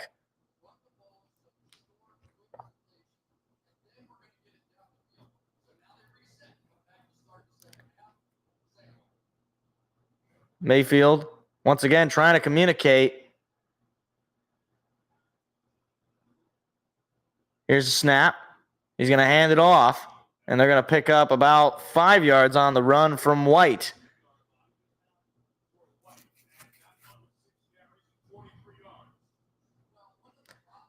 So second down here. 14 minutes to go in the third quarter. 5-yard pickup. Couple of positive plays to start the half.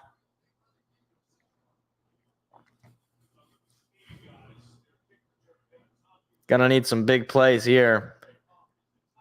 Momentum is still right there with the Buccaneers.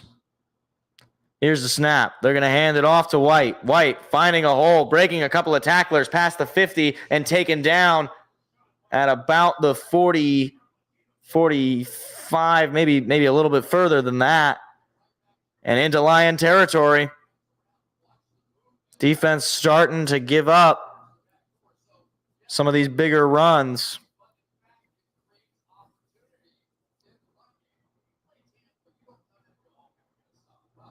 Brian Branch nearly had him, but breaking off of the tackle was White. So at about the 45-yard line are the Buccaneers. Mayfield takes the snap. Once again, going to hand it off to White, who kind of bobbled it a little bit. He's going to pick up just 2, maybe 3. Derek Barnes was on the tackle there.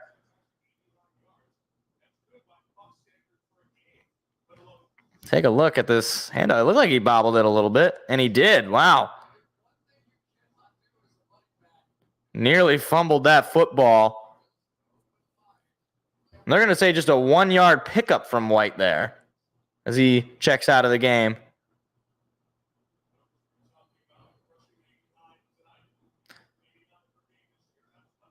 Buccaneers rushing game has really not been all that good, but it's been pretty good today, at least this drive.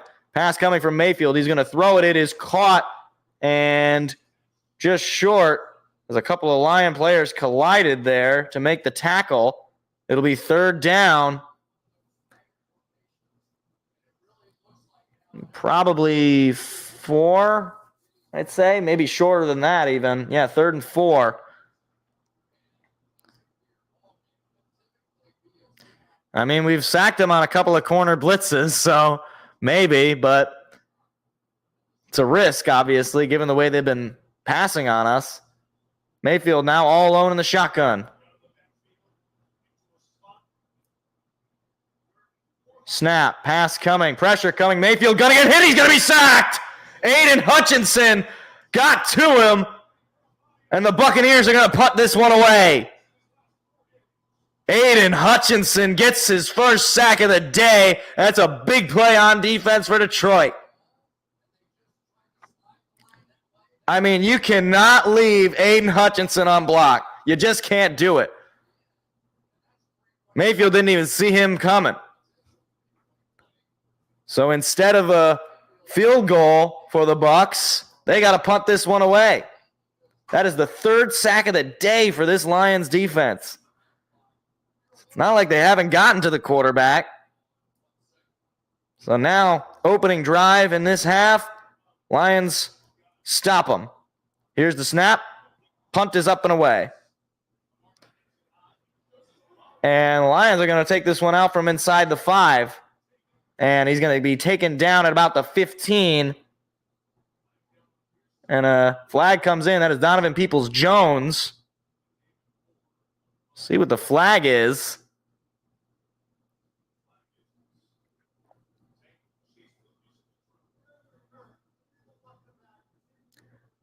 It's going to be illegal block in the back on the Lions. So the short return from Donovan Peoples-Jones is going to be brought back. Lions going to be pinned pretty deep into their own territory. Offense really got to come up with it.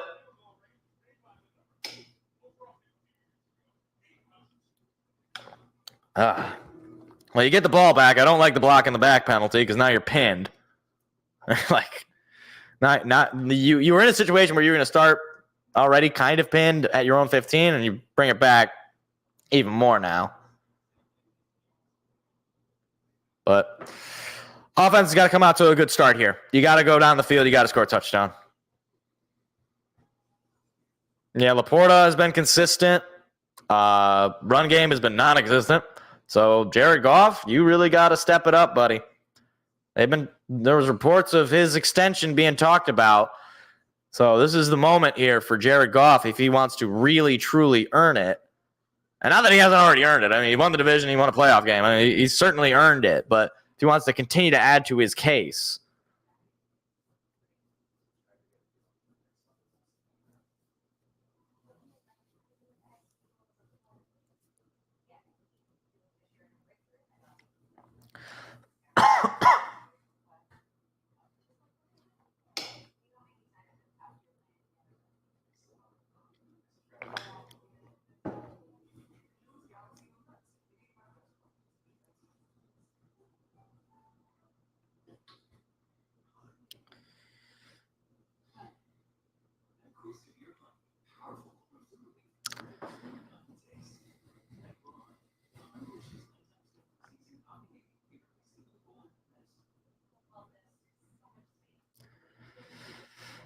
Oh, yeah, for sure. St. Brown and Panay are definitely getting paydays. Those guys are pros. Those guys are beasts.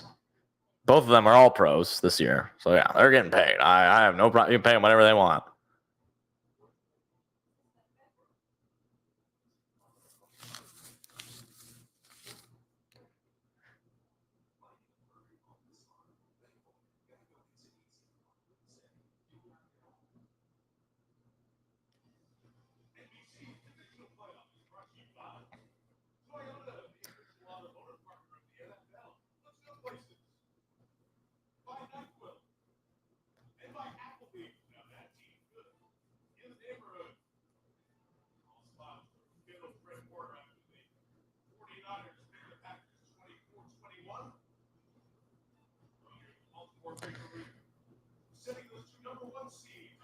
So the offense out on the field for the first time this half. A couple of underwhelming last drives from the offense. Oh, they're going to say no penalty on that last play. Okay, so they pick up the flag. Lions going to take over at their own 15. Goff in the shotgun. Demo to his left. Pass coming. Goff going to lob it up for St. Brown. It is incomplete. Overthrown. 2nd and 10. They tried that play last week against the Rams. It was perfectly thrown, but this time far too overthrown for St. Brown to catch up. So 2nd and 10.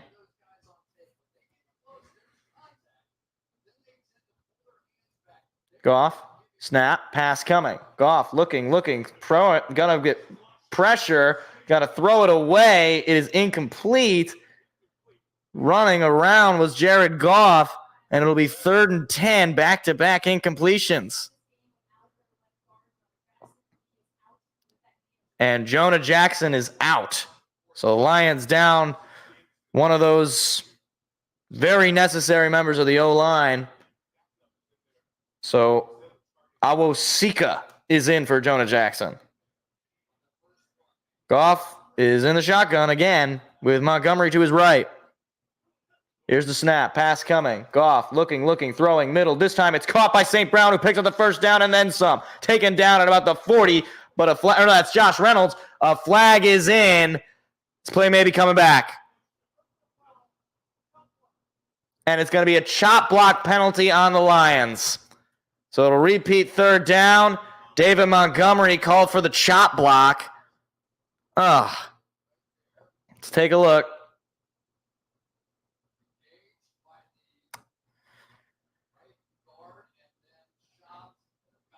Yeah.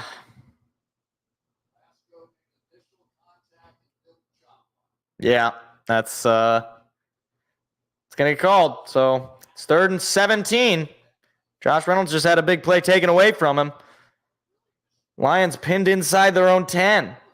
Goff moving J-Mo in motion. Here's the snap. Pass coming. Pressure coming. Goff throws it to Laporta, who is going to be taken down well short at about the 15. 4th down, and the punt team's got to come out for Detroit.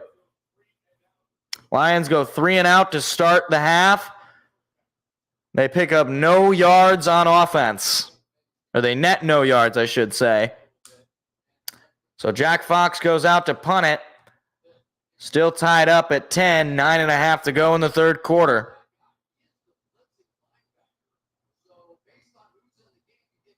Here's the snap. A little low, but it is punted away by Fox. And this one is going to take a Buccaneer roll a little bit. Bucs are going to get the ball at about their own 40. So not too deep from Fox. Bucs get the ball back. Yeah, we are not exactly helping ourselves with our 3rd quarters.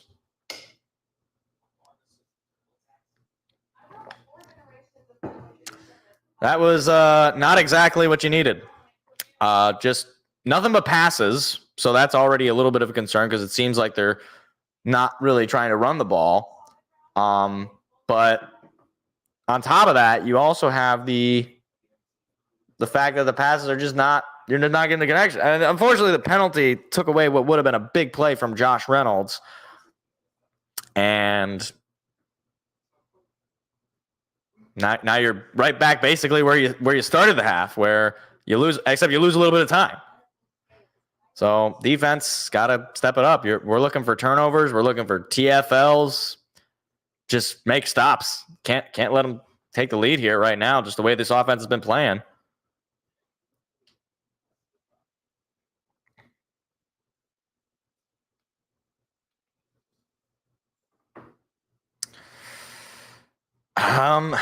You might be able to, but it just seems like they're doing a lot. Like it doesn't seem like there's like any. I don't think it's wrong of them to be running the kinds of plays they're running. I mean, they've ran a couple of screens and they just haven't been able to do too much. This is a tough Buccaneers team's this is a tough defense. Like I was saying it before, but it's certainly showing itself.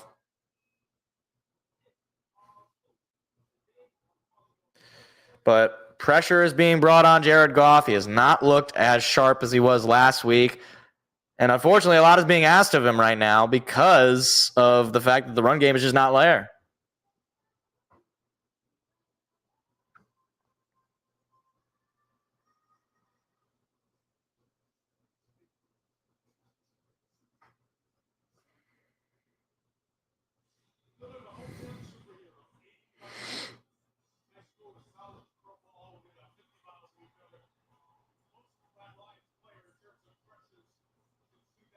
Why is Aiden Hutchinson? Oh, I get it. He's Wolverine because he went to U of M.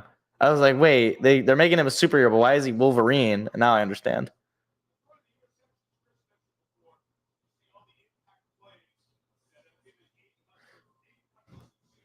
Aiden Hutchinson today, 3 pressures, a sack, and 21 pass rush snaps. So the Buccaneers from their own 40. Mayfield in the shotgun. Man behind him. Here's the snap. They're going to hand it off. Nowhere to go. He's going to be brought down for a big loss. Brian Branch again. And Derek Barnes coming in. It'll be 2nd and long now, and a big play there from the defense.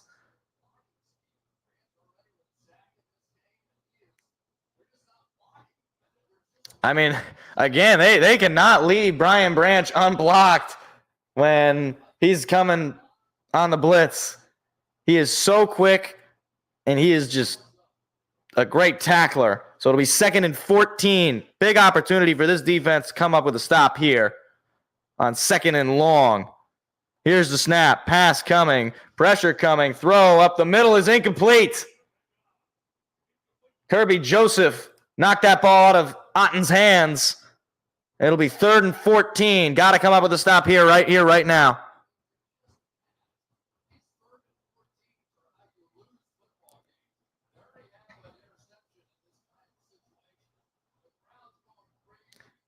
Crowd certainly has to become much more of a factor. I'm surprised they didn't call unsportsmanlike contact on Kirby Joseph because he was standing over Otten.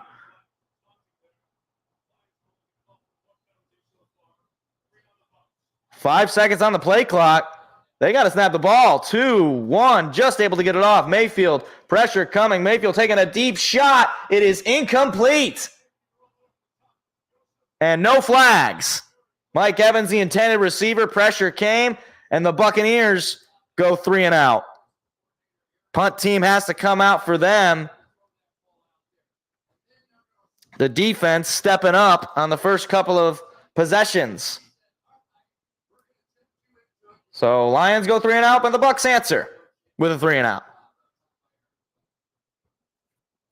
Plus they lose a few yards there, so means that punt is going to have to be that much more effective.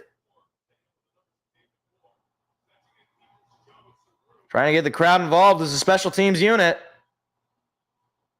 This looks like some communication going on. Here's the snap, and there is the punt.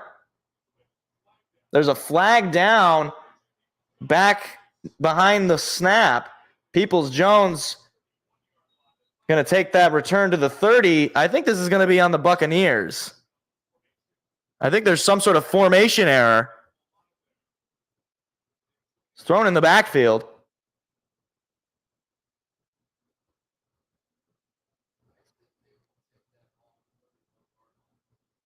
We'll see what they do.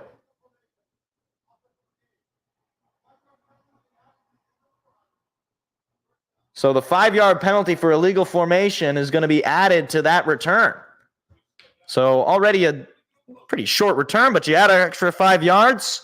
Lions going to get the football back. Chance to take the lead.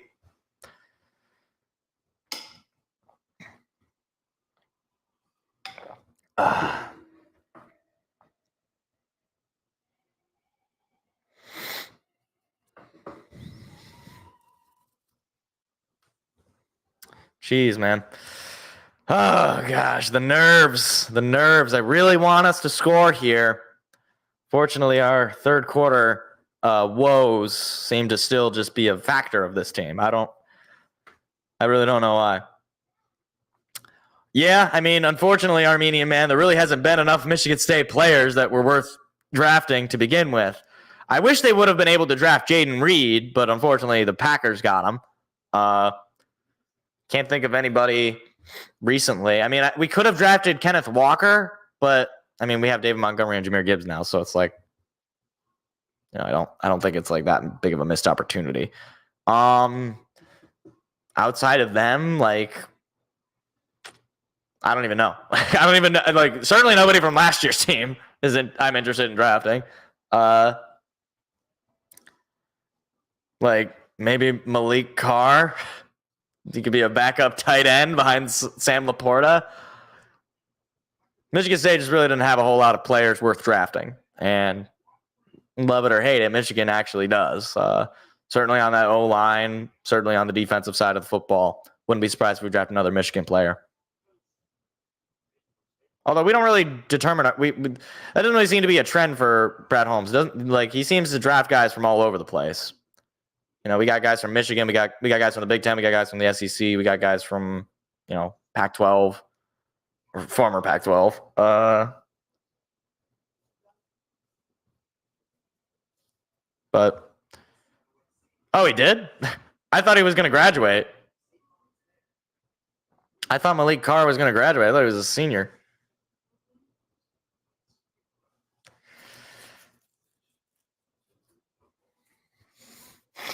I'm excited for next year for Michigan State because I'm going in with no expectations. So it means I won't be able to be disappointed. I mean, I guess I'll still be disappointed if they suck, but it'll be like, yeah, well, whatever. They were bad before and they're bad now. Oh, that looks good. Some Detroit-style pizza.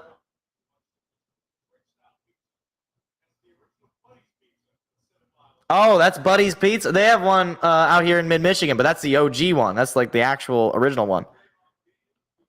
So Goff under center. Lions taking over at the 36. Goff's pass to St. Brown is caught, and he's going to be pushed out of bounds just short of the sticks. Going to pick up about 7 or 8 yards.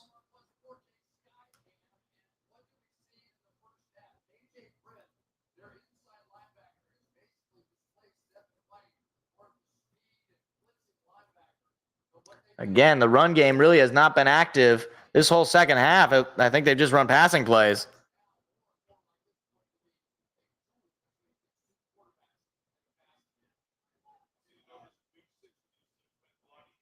Here's the snap. They're going to give this one to Montgomery, and Montgomery is going to be he's going to be just short. So he's going to pick up a couple. But it'll be 3rd down and 1.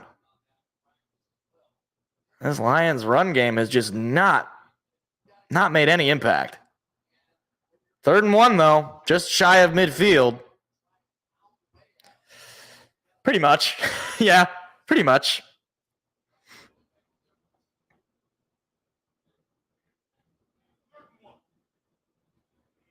Here's the snap. They're going to fake the give, play action, pressure coming. Goff throws wide open is Brock Wright, and he's got some room to run. Look at Brock Wright go past the 35, past the 30, and taken down just at the 34 of the Buccaneers. Brock Wright, the backup tight end. Nobody was on him, and he makes a big play.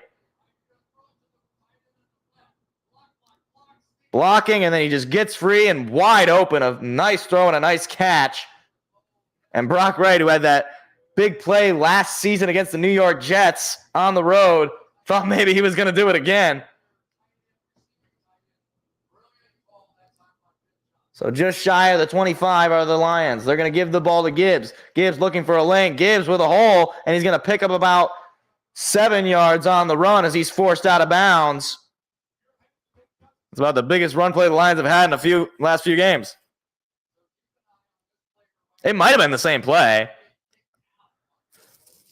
Although I think it was the other way. Well, I don't know because we're going the other way. Like we're moving on the field the other way. So it could have been actually the same exact play. Good catch there, Mr. X. So now Lions into the red zone. First time this half. Goff takes the snap, pass coming. Goff throwing it in the screen to Laporta, who dives forward for a first down. Just able to dive forward for it. And it looks like there's a Buccaneer player down. Was that Kalijah Cansey?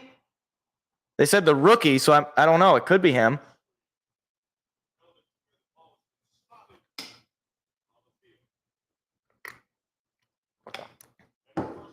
That was a dangerous throw, too.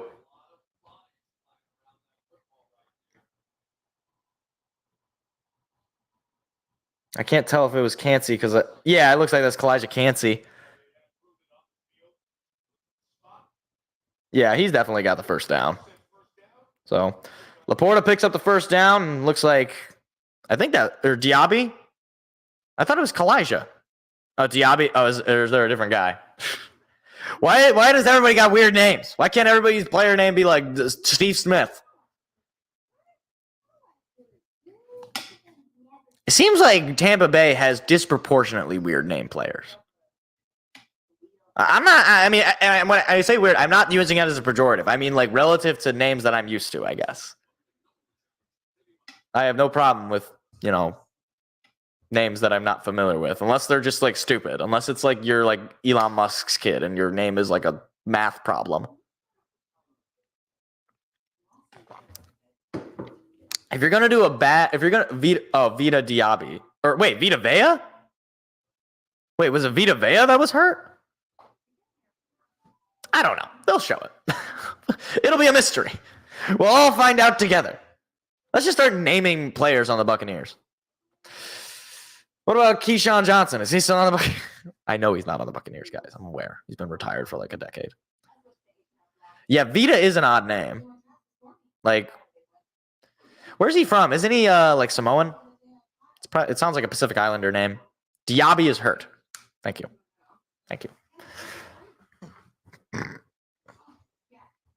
I guess I also just struggle with people's names to begin with.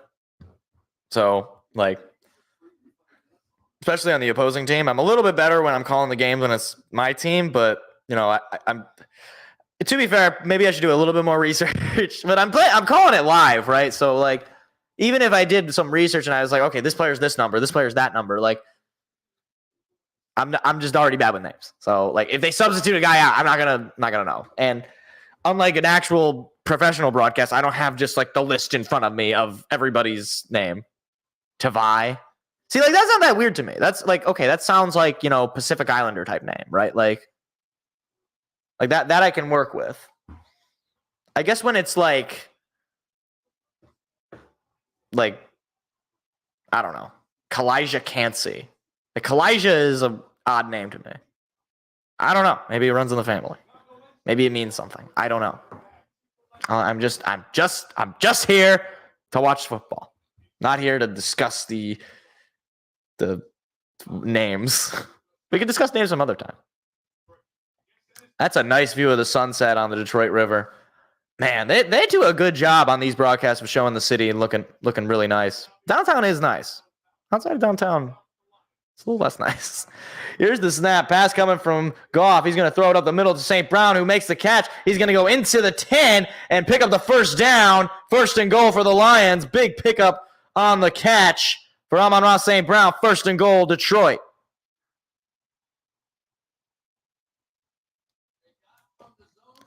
Amon-Ra wide open and in space.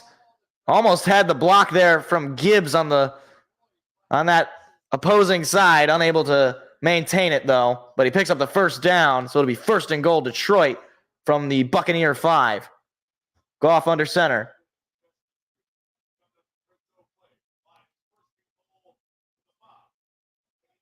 Here's the snap. They're going to give it to Montgomery. Montgomery looking for a hole. He's going to be taken down just short. He's going to pick up about 4, though. Second and goal.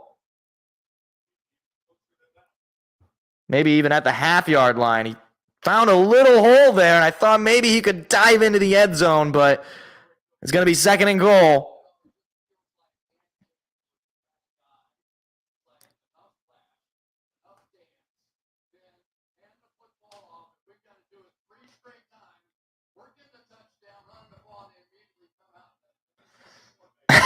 Chris Collinsworth is just like, run the ball. Don't run. And now they're not running the ball. Pass coming from Goff. Looking, throwing, end zone, incomplete.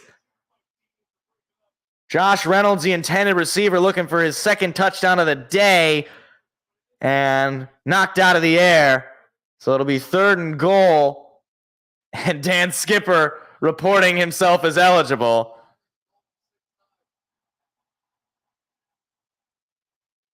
Sewell or Goff and the huddle trying to quiet the crowd here. Third and goal. 3:55 to go in the third quarter. Montgomery in the backfield. Moving Kabinda, the fullback, to the right side. Now moving Kabinda to the left side. Fakes the give. Pass up in the air. It is incomplete. Target was Sam Laporta, and it was just too high for him. It'll be fourth and goal. Now, what do you do here? You take the lead with a field goal, but you're at the 1-yard line.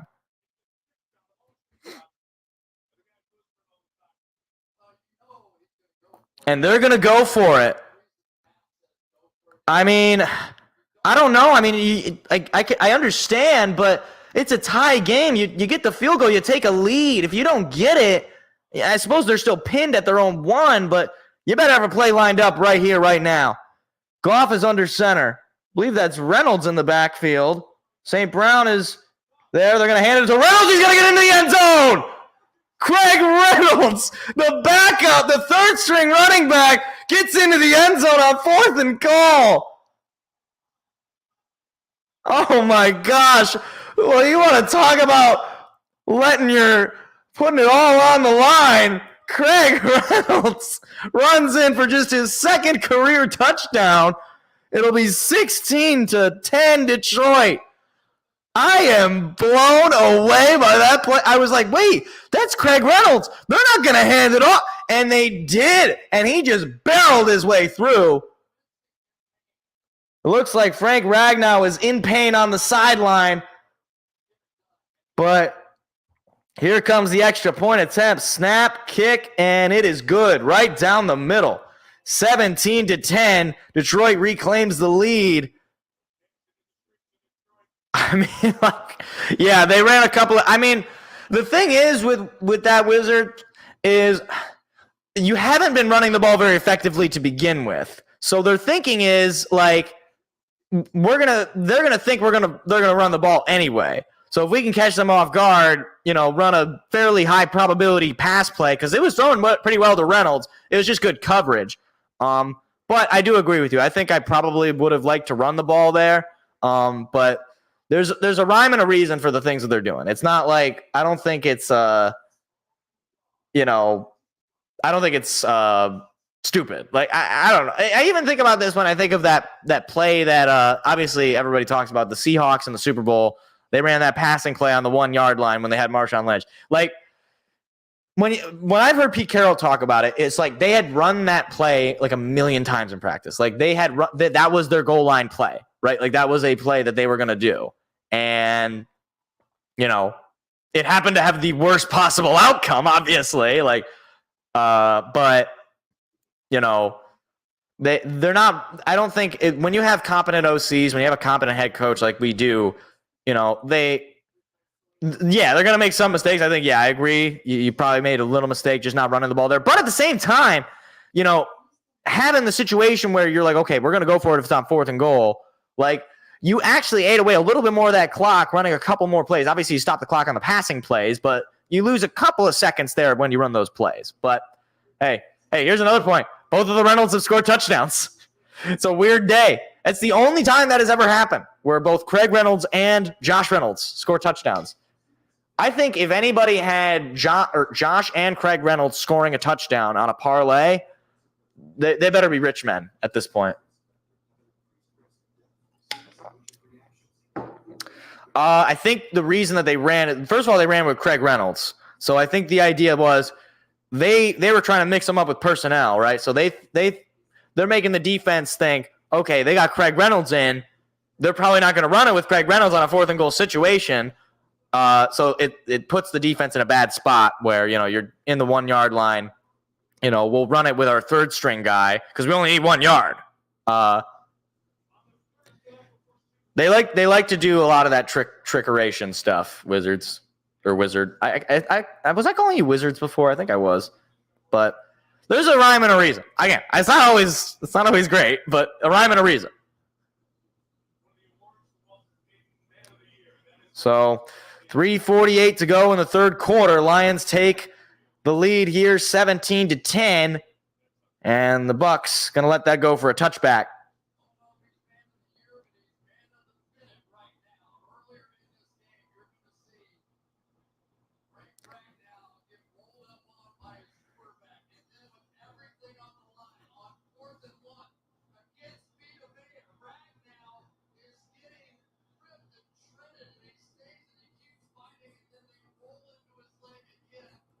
Bruh, Frank Ragnow is legit. He's playing with one leg right now. So here we go. Mayfield in the shotgun. Ball at the 25. Oh boy, it looks like Branch ran a little offsides. There's a big play for a loss, but it's a free play. Cam Sutton made the tackle, but Brian Branch lined up in the neutral zone. It'll be offsides on the Lions. Ugh. You hate when it's that kind of play, when your defense makes a big stop and Brian Branch, the rookie, makes a rookie mistake. Just couldn't hold off. Thought they were going to snap it, and he just fell forward. So it'll be 1st and 5 for the Buccaneers. I don't know what the stats have been in the third quarter of the last couple of weeks, Mr. X. If you could find those for me, that'd be nice. But I don't know. I don't think you're a stat department, so don't feel any pressure. Mayfield, pressure coming. Throw is incomplete. Otten, but a flag comes in late. Melanfamu was in coverage. A flag comes in. That didn't look like pass interference to me. And we got a player down for the Bucs. I don't think that was pass interference. They're talking about it. I think they better pick this flag up. That looked like a clean play to me.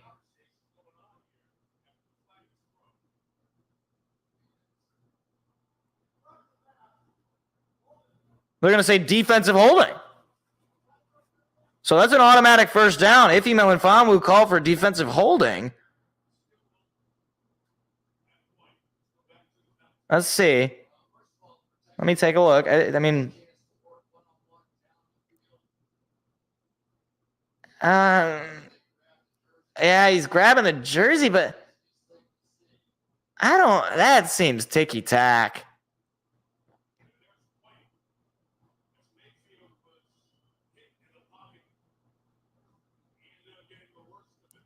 So Rashad White was hurt on that play. Yeah, that's true. Because PI is spot foul. So, I guess you'd rather the hold. But that, well, 1st and 10 for the Bucs. Couple of penalties on defense for the Lions. They got to clean it up. Need to make some stops. Up just 7. Mayfield. Snap.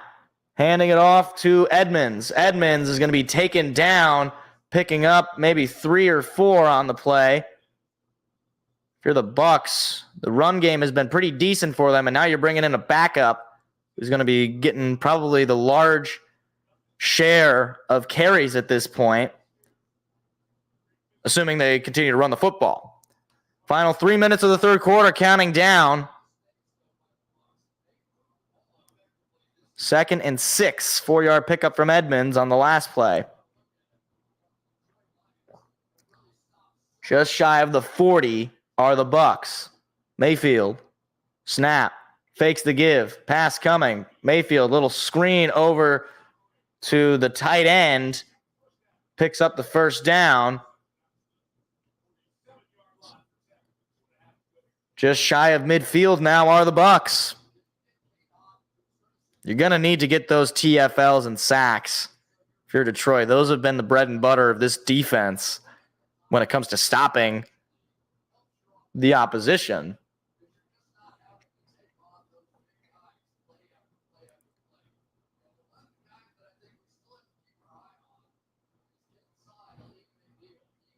"48-yard line are the Bucs in their own territory.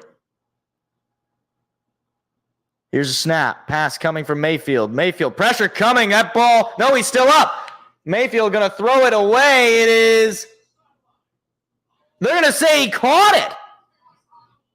Are you kidding me? He caught it?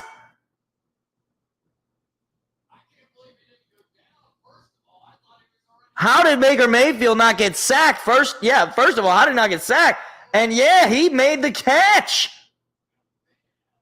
Otten able to just get both of his feet in. I cannot believe that play happened. And it looks like Rashad White is okay. He's back in the game. That is incredible. Here's the snap. Mayfield pass coming again. Mayfield taking a deep shot. Got him open, and it is caught and brought down in the red zone is Cade Otton. And now this final minute counting down, the Bucs well into scoring range. And this is turning into something here. I can't believe they left Cade Otton that wide open.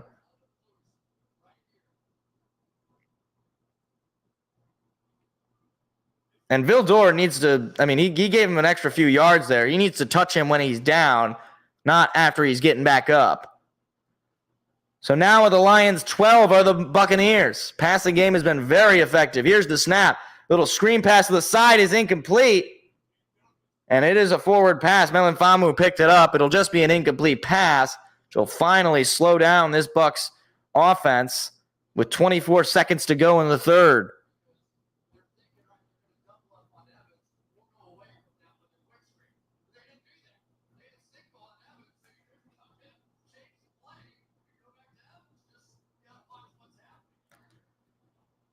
.24 seconds to go in the third. Bucs certainly in field goal range, but they're looking to tie this game up with a touchdown and a PAT. Here's the snap. Pass coming. Looking. Mayfield. Pressure coming. Mayfield still on his feet. He throws it away. It'll be incomplete. Nearly sacked. They're going to say it was just an incomplete pass. There's going to be no flag for intentional grounding. Was he down? It looked pretty close.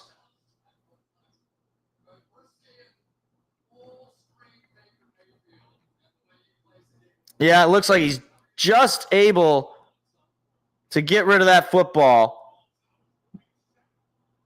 So it'll be 3rd and 10. Mayfield all alone in the shotgun.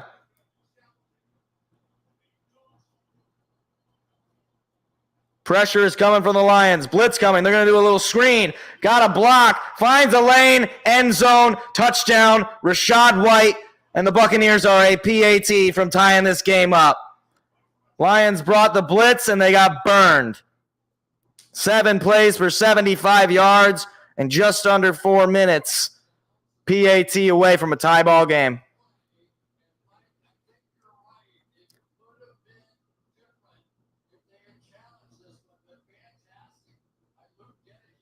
Hutchinson got blocked there. It was the lone man that could have made that play. So here's the snap. Kick away is good. Tie ball game. 10 seconds to go in the third, and it is 17-17. This is going to be a close one.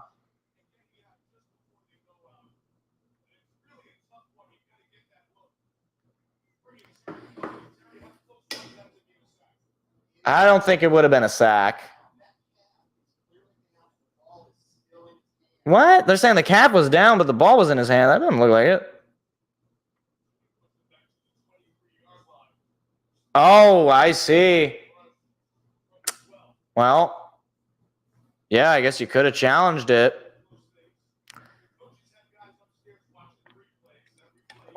Lions opted not to do that. And, you don't know what the result of the next play would have been, but it certainly would have been a lot harder for them to score a touchdown here. This is playoff football, Armenian man. It's just what it is. There's very rarely blowouts in the playoffs. Very rarely.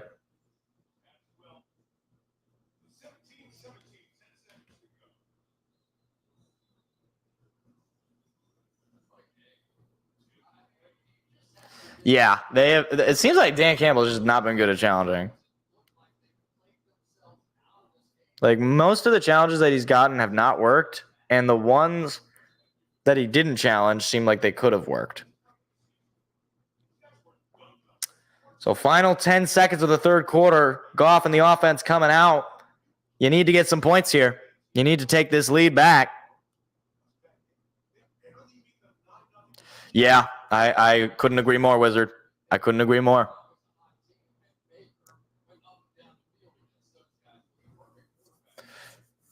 But either way, you got to make the stop on 3rd and 10. I mean, even if it wasn't a sack. So Goff lining up under center. Gibbs in the backfield. Here's the snap. They're going to give it to Gibbs. Gibbs looking for a hole. He nearly breaks free. He's going to pick up just about 5. Second down as the third quarter comes to an end. So after 3, we are all tied up. 17 all, final 15 minutes. Winner goes to the NFC Championship to face San Francisco.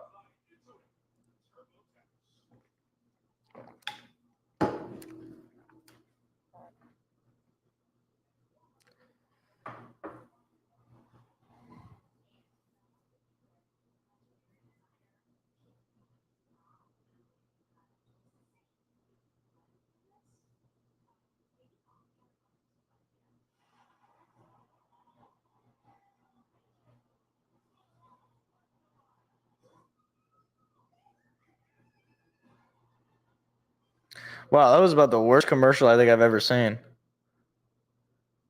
That was terrible. Yeah. J-Mo has really not been a factor.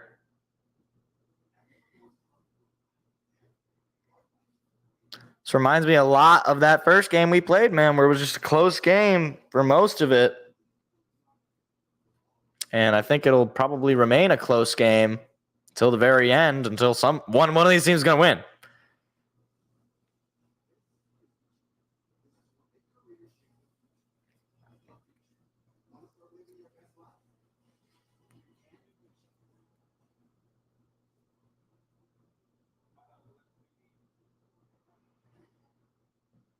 Yeah, I would like a couple more touchdowns. That would make me feel comfortable. I mean, however you get it. Like,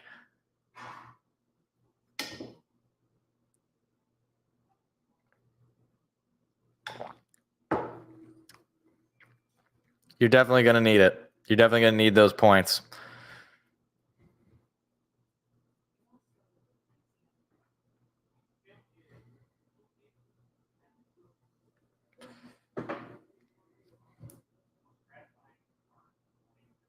And just think, if you think this is stressful, if we win this game, it's going to be probably even more stressful playing in San Francisco next week.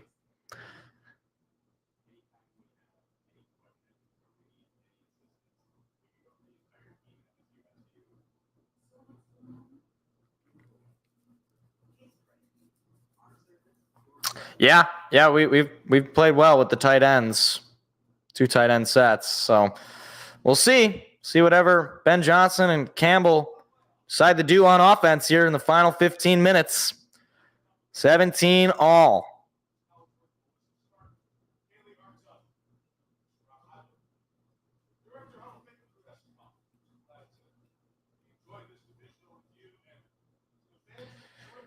Goff under center. Gibbs is in the backfield. 2nd and 4. Here's the snap. Fake the give to Gibbs. Pass coming. Goff, pressure coming. Throwing to Gibbs wide open. He's got some space to run. Gibbs going to pick up some big yardage past the 40-yard line and picks up the first down.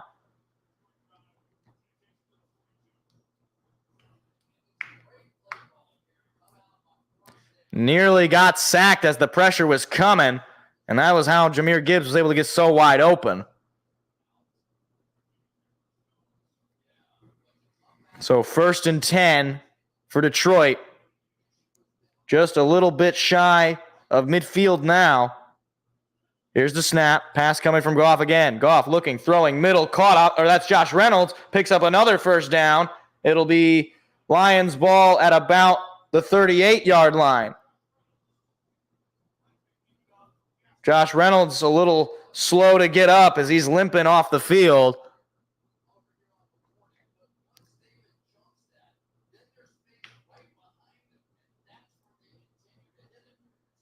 So now ball at the Bucs 39-yard line. Snap. They're going to give it to Gibbs. Gibbs gets a block, looking for a hole. He gets the stiff arm. He's going to pick up about 7 as he runs out of bounds.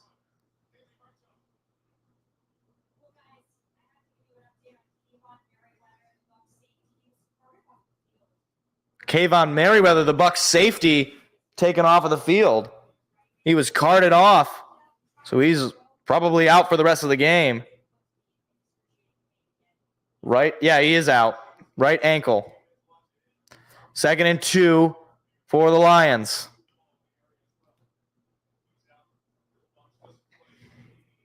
Here's the snap. They're going to give it to Gibbs again. Gibbs finds a hole. Gibbs got a lot of room. Past the 20. Past the 15. Past the 10. Past the 5. Into the end zone. Touchdown, Detroit Lions. Jahmyr Gibbs. Big play from the rookie. Lions retake the lead. What a play from Jahmyr Gibbs. 5 plays. Less than 2 minutes. Lions take the lead.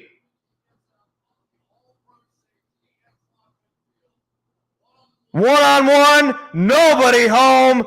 Gibbs easily puts the gas on and gets into the end zone.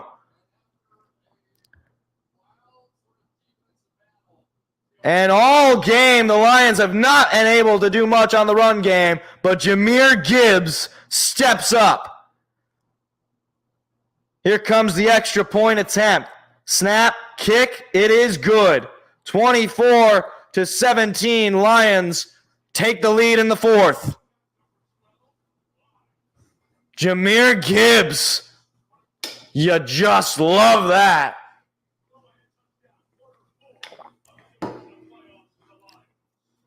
Hey, man, that's right. Armenian man did say he wanted Gibbs to break a big run, and he just did. Despite the fact that our rushing offense has not been good, we have 2 rushing touchdowns. That might be. Actually, I don't know how long was the one he had against the Ravens. That was his first touchdown. That was a pretty long run. I don't know if that was his longest.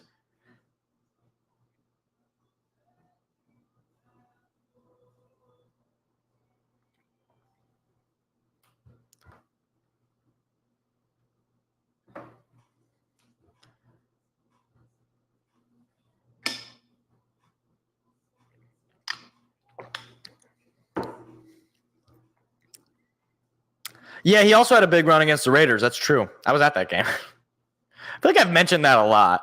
Hey, it was a big moment in my life. It was my first Lions game. And they won. But, okay. Your offense has gotten you back on top. So now, the defense. You got to come up with the stops. You got to put them in 3rd and long situations. And you got to get rid of these penalties. You can't be giving them easy yards. So, defense, you have a 7-point lead. It's one of those games. You just got to do your job. You get another touchdown here, you feel a lot better, obviously. But defense has to make the stops first.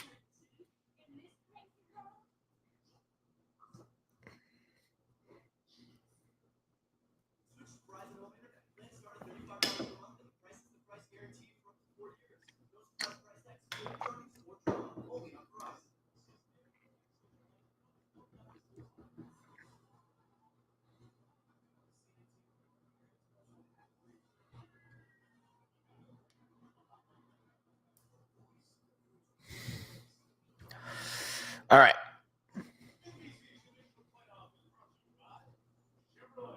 Jeez, look at those throwback unis. Well, that was 97, so. This is the last time these 2 teams played in the playoffs. Plus, Tony Dungy was the coach of the Buccaneers that year. Now he's working for NBC.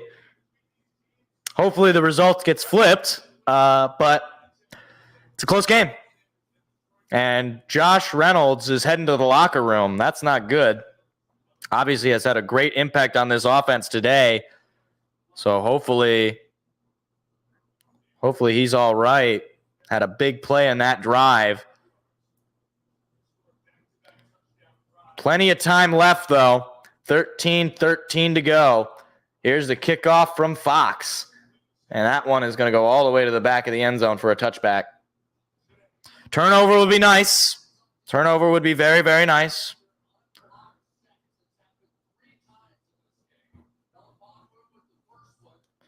Yeah, all of our sacks have been unblocked.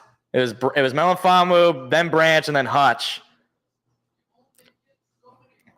Which I guess in a sense, like, it makes sense, right? Because we have a lot of guys who can get to the quarterback.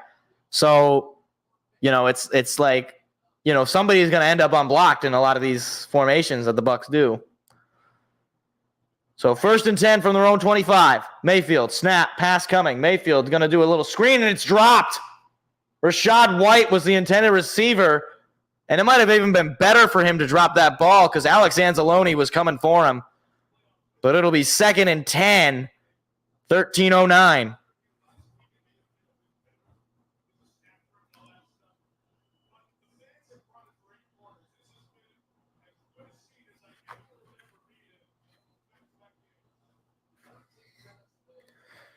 $13:09 to go.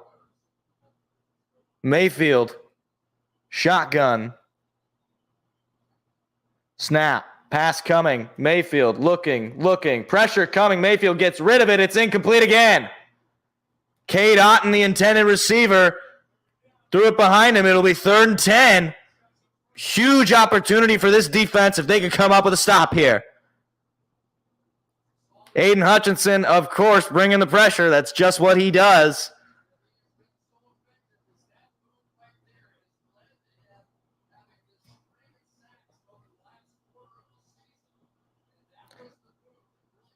Pinned all the way at their own 25.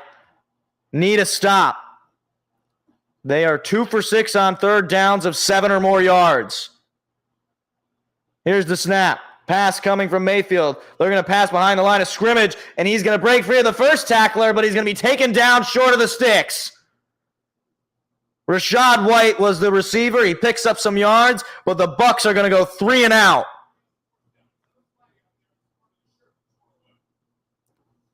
Rachaad White was nearly tackled there by Derek Barnes. His shirt was ripped. Luckily, Alex Anzalone able to finish the job. So 4th and 4, Lions going to get the football back. Here's a huge opportunity for the Lions late in this game. They're going to get the football back here, assuming this punt goes the way that it's supposed to. Here's the snap, and there's the punt. And the Lions going to let that one roll, and it's going to take a favorable roll for them. It's going to be pinning the Lions at about their own 10, maybe just shy. So good punt there for the Bucs, but in comes Jared Goff in the offense again. You score a touchdown here, you're feeling a lot better. Obviously, you want to go up 2 possessions late in this game to really put the pressure on the Buccaneers. But any points you can get at this point to make it a 2-possession game will have the same sort of effect. But it'll take an effort here on this offense, and it'll take an effort from Jared Goff. Ball at his own 11. Under center. Takes the snap. Fakes the give to Montgomery. Pass is going to be caught by Sam Laporta, who breaks first contact. He's only going to pick up about 3 or 4 yards on a little screen pass to him. Less than 12 minutes to go. Yeah, you want to chew clock as well. That's also a thing you got to consider. Eat away at that clock. Have a long, sustained drive and get some points on the board. 2nd and 7. Looks like Jamel Dean is hurt, who has been so effective this game. He is hurt on the Buccaneers side, and he is going down to the ground there. Made the tackle on Sam Laporta. So they're going to take an injury break here.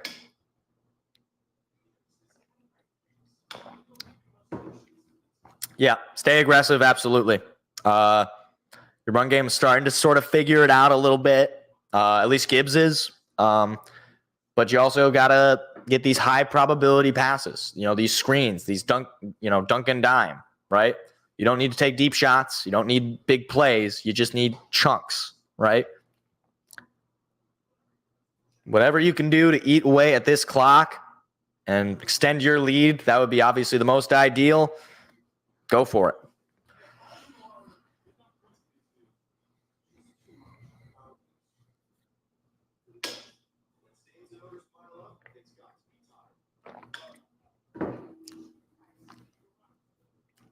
Sun's starting to set here in mid-Michigan. You can probably see the light is a little darker. It was already setting over there. But I'm slightly I'm slightly to the west, right? Well, not slightly. I'm like an hour and a half west. So, you know. That's not what a black hole would do. Oh, it's a Furby.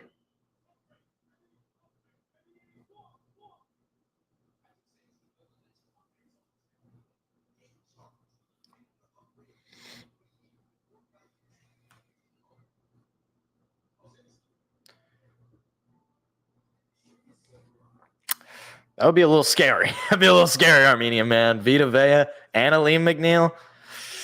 Two guys I don't want to meet in an alleyway. I'll say that. I don't want to meet those guys. Well, I want to meet Aleem. I guess I want to meet Vito too. I don't want to meet them when they're angry. Maybe when they're happy. Or when they're retired and less physically imposing. Probably still be pretty physically imposing, but less.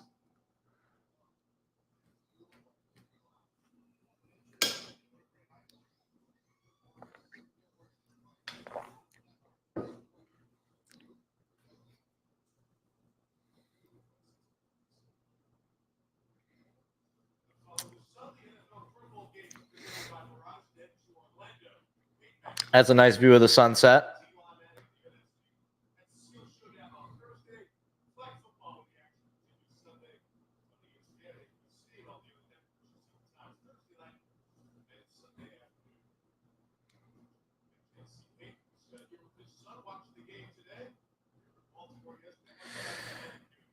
Second and 7.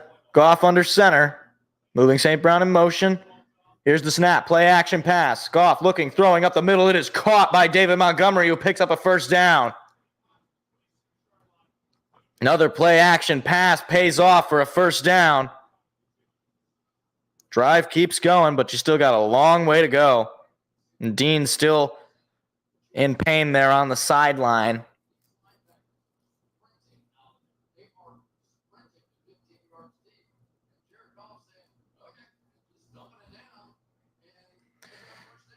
Just past the 25. Goff under center. Here's the snap. Another play action pass. Goff looking, throwing, taking a shot. It's Jameson Williams who picks up a big gain. Decently, that's a big gain there on a deep shot to Jamo for a first down.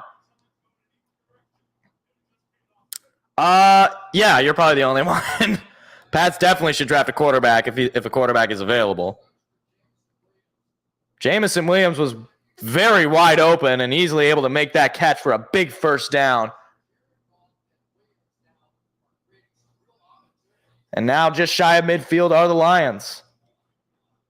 Goff just about 224 yards passing now. Here's the snap. They're going to give it to Montgomery. Montgomery forcing his way for maybe a yard, if that. Immediately runs into contact and does not go anywhere from there. They're going to say 2nd and 9, so a pickup of 1. Down to the final 10 minutes of the game. Lions just knocking on the door of Buccaneer territory. They've already scored more points than they did against the Bucs the first time they played, but then again, so have the Bucs. Pass coming. Goff looking. Pressure coming. Goff going to get hit and sacked. And that is the worst thing you could have had happen, is to lose those yards. And now you're dealing with a 3rd and long with 9.5 to play.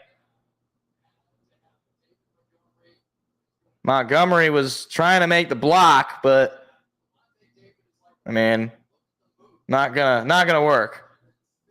So now you need a big play on offense, and we know Goff is capable of it. He just made one to Jamo. Oh, Reynolds is back? Okay, cool. 3rd and 15. Need a big play. Here's the snap. Pass coming. Goff, plenty of time. Looking, taking a shot. This one is caught by Amon-Ra St. Brown. He's going to get the first down. Amon-Ra St. Brown with a big play. Jared Goff, cool as a cucumber, makes the pass.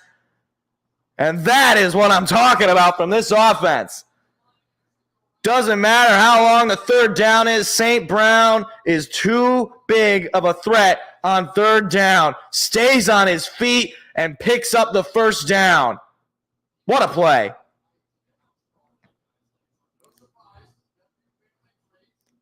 Ball at the Buccaneer 40. Goff.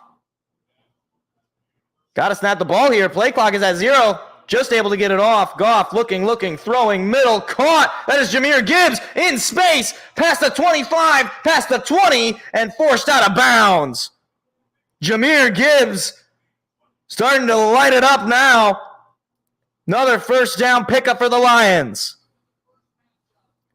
8 minutes to go in the game, and the Lions are knocking on the door of adding on to their lead.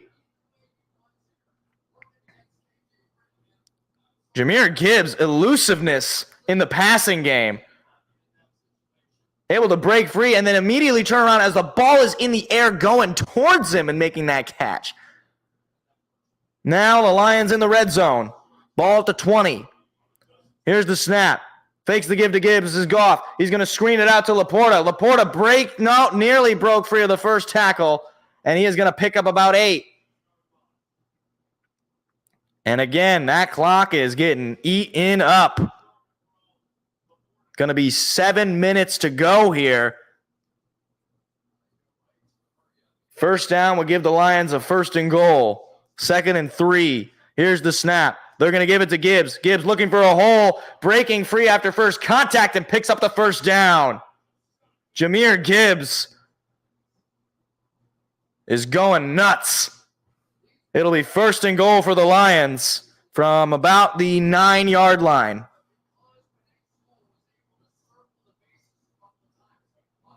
They have gone 80 yards. They started pinned all the way back. And this is one of the most impressive drives I've seen from the Lions all year. Brock Wright is in, moves in motion. Goff takes the snap, pass coming. Goff looking, throwing to the end zone. It is caught! Caught! That is Amon-Ra St. Brown! Touchdown! Lions extend the lead with 6:22 remaining. 10 plays for 89 yards. What a drive from Jared Goff in this offense, and what a throw for a touchdown. Oh, that's an awesome sign. That is an awesome sign. If you were watching the TV, if you're watching the broadcast, you know what I'm talking about. That is exactly what you needed. Badgley out to kick the extra point. The snap, kick, it is good. Just able to get it through. 31-17 Detroit. Jared Goff with ice in his veins drives down the field 89 yards to St. Brown. One-on-one. You're not beating Amon-Ra. Makes the catch. Touchdown. His first touchdown of the night, or of the evening, I should say. Let's get the fight song going. I haven't done it all game because I was too nervous. Let's do it now. Come on. Over down the field, a charging team that will not yield, and with the blue and silver wave, stand and cheer the parade. Rah, rah, rah! Go hard, win the game. With honor you will keep your fame. Down the field and gain a Lions victory. Go Lions! I'm sorry. This is like the exact thing as the Tampa Bay game. Jared Goff is a dog, okay? He's thrown the ball 40 times, 28 completions, almost 300 yards. He is a dog, man. He's a gamer. 89 yards, fourth quarter, game potentially on the line. Ice in his veins. Here's the kickoff from Jack Fox. It's a line drive all the way to the back of the end zone for a touchback. And this game is not over yet. It's a 2-touchdown game, 6:22 to go. Lions defense still got to make the stops. You cannot give up big plays right here, right now. At this point, you got to keep them short drives, right? You don't want to give up any big plays here. There's the owner, Sheila Ford Hemp. I don't know what the order is, but She was the one who hired Holmes and Campbell and turned this franchise hopes around. Mayfield, pass coming. Pass is going to be caught in some level of space. Aiden Hutchinson makes the tackle on Godwin, but he picks up the first down.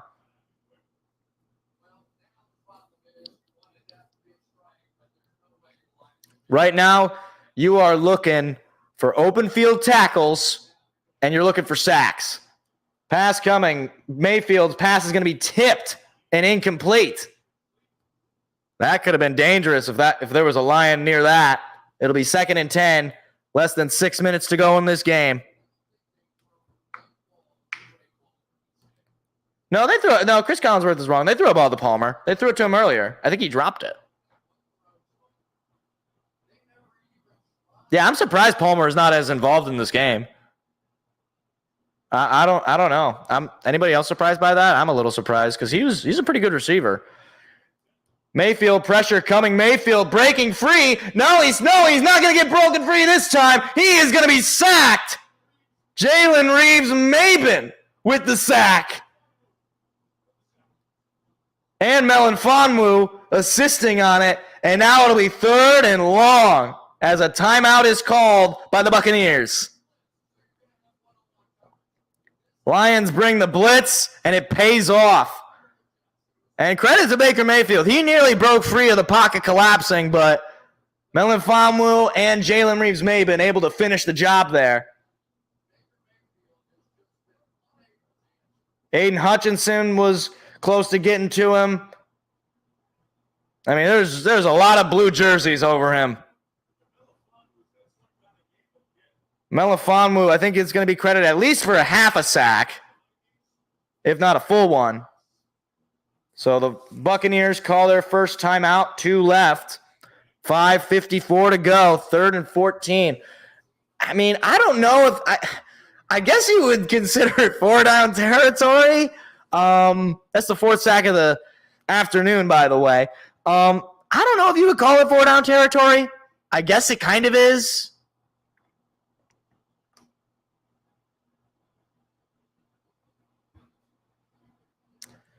Mayfield in the shotgun. Here's a snap. Pass coming. Mayfield going to lob it up. It is incomplete.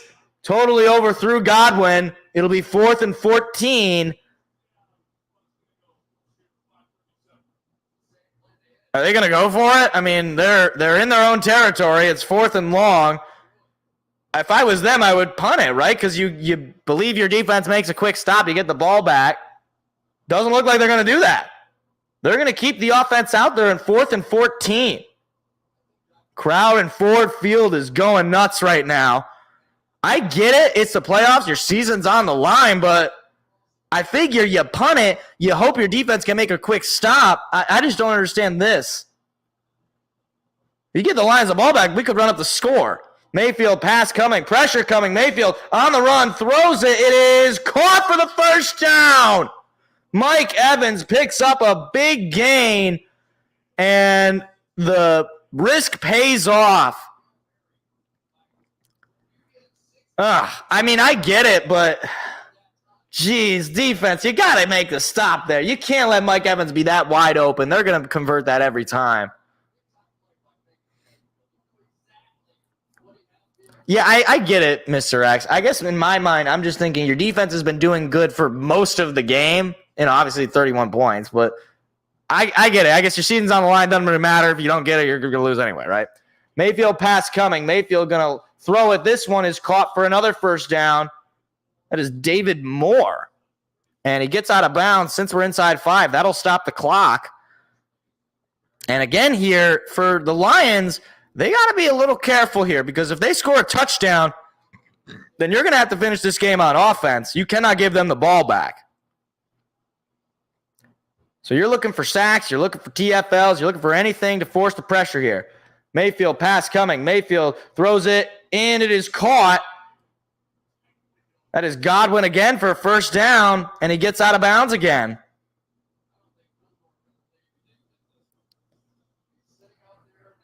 I thought Vildor was going to get in front of that ball. He just missed it.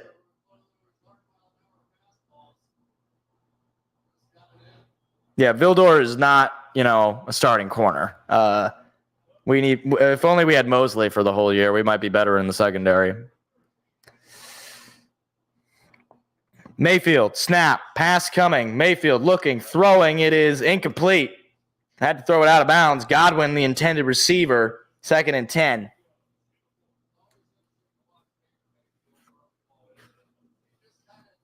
Second and 10 for the Buccaneers.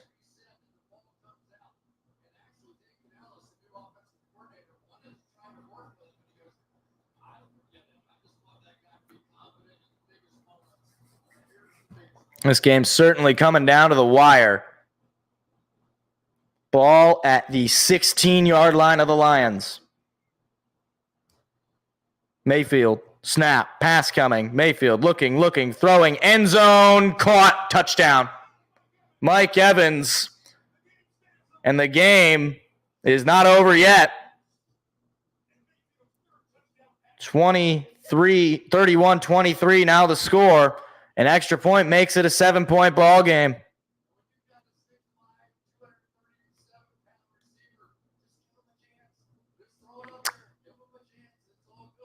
And, you had them pinned in a 4th and long, and you couldn't stop it, and now they get a touchdown out of that. That's on the defense, and it looks like they're going to try to go for 2 here, which is an interesting choice because if you don't get it, then you have to go for it, assuming the Lions don't score. I don't know. This just seems like I don't get this. I just don't get it. But they're going to keep the offense out there. Mayfield, all alone in the shotgun. Snap, pass coming. Mayfield lobs it up for Evans. It is incomplete and no flag. And just like that, now it's an 8-point lead for the Lions. That's why I don't understand going for 2 there, because now, assuming the Lions don't score, you got to get a 2-point conversion just to tie the game up. Whereas if you would have just kicked the field goal,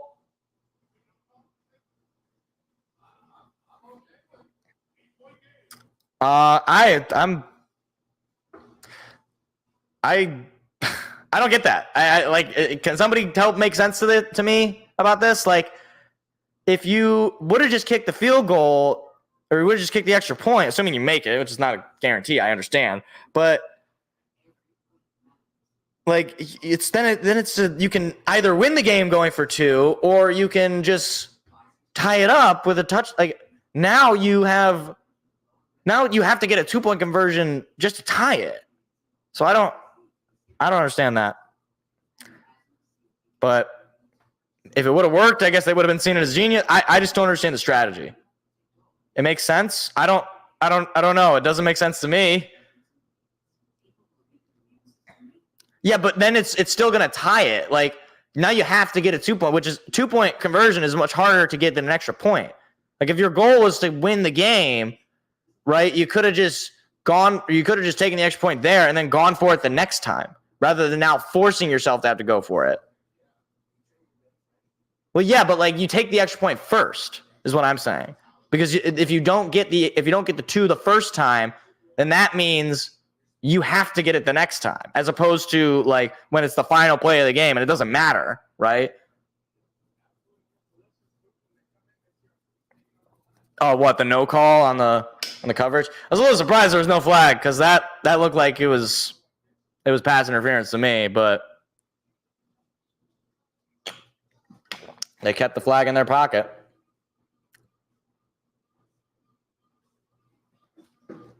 I don't know. Maybe I'm the wrong one. I don't know. I know there's analytics to this, but I'm just thinking maybe from a old school mindset, it just seems like it makes more sense to hold off going for 2 until you need to go for 2. That's my thinking, at least. Well, yeah, but that's assuming you don't even have to go for 2 at any point. You could tie it up regardless. You could not go for 2 at all. Now you have to go for 2. That's the difference. Because going for 2 is Certainly less probable success rate than kicking the extra point. Yeah, but you didn't need to begin with, is my point. Like, you could have just taken the extra point there and then taken the extra point the next time if your defense makes a stop and you score, and then you would have tied the game up. All the people are saying they don't see anything. No, it's definitely more aggressive. I get that. I guess I'm just like thinking, your season's on the line. You kind of, I guess in a similar way, I get it. Like, season's on the line, just do it, whatever. Just rip off the Band-Aid, go for it, whether you're going to win or lose the game. I don't know. I mean, it was a decision. It didn't work, but the game is still alive. 4:37 to go. Lions just up 8, 31-23. They have a chance to finish this game, though, this particular drive. If they can just get into field goal range, get some points, or just eat away at the clock here, because the Bucs are going to be in the business using their timeouts, I would imagine. Goff under center. St. Brown moving in motion. Here's the snap. Play action pass. They're going to throw it to St. Brown in the flat. St. Brown gets a block, gets another block. He's going to be into the first down. Big pickup there from Amon-Ra. No timeout used by the Buccaneers just yet. And Dean is carted off. That was the update. So that's not good. Hope he's all right. Obviously, you don't even know well,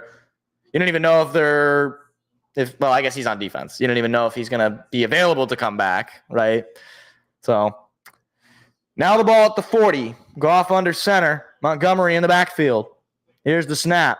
They're going to give this one to Demo. Demo breaks free of first contact and rolls forward for a first down. David Montgomery, biggest run of the night for him. And back-to-back first down plays for the Lions. No timeouts used so far by Todd Bowles. You're probably 2 or 3 more plays away from the 2-minute warning, right? Depending on how they end up, I suppose. Last 3 drives for the Lions have all resulted in touchdowns. The deepest one, the last one, they started at their own 11. Goff under center. Montgomery in the backfield. Laporta moving in motion. Here's the snap. They're going to fake the toss to Montgomery. Pass coming. Goff under pressure. Goff is going to get taken down from behind, and he's going to lose some yards. And now the Buccaneers call timeout. They got just 1 left. So Lions at this point, a couple of first downs away. Oh, they're going to say a penalty on the Bucs. On Davis the third. What was the penalty? Are they going to say holding? Oh my gosh. I think it was face mask or maybe hold or. Wow. That is just about the worst thing you could have done on defense.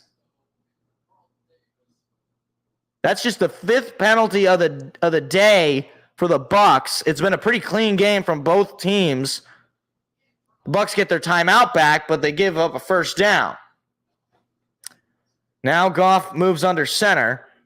Montgomery in the backfield. Here's the snap. They're going to give it to Montgomery. Montgomery breaking free of first contact, but only picking up about 4. And the minutes counting down here, or the seconds counting down here, as looks like Todd Bowles calls timeout.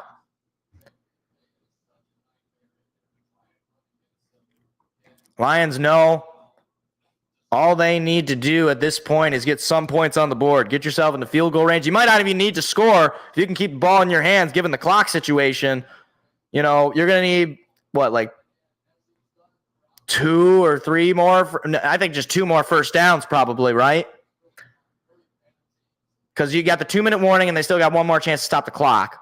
But if you get a first down after the 2-minute warning, even if they have a timeout, you win.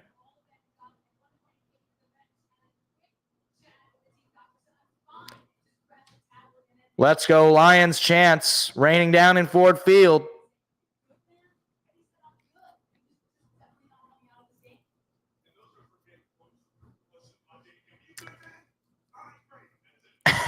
I'm sorry, I was just laughing at the broadcast because that was just a funny observation that Tirico made. Play action from Goff, throwing to Montgomery. He's going to be taken down for a big loss. They're going to let the clock run here.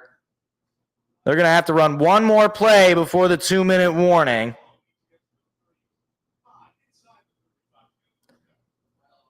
So it's going to be 3rd and 11 with just one timeout remaining for the Buccaneers. You got to finish this game right here, right now on offense.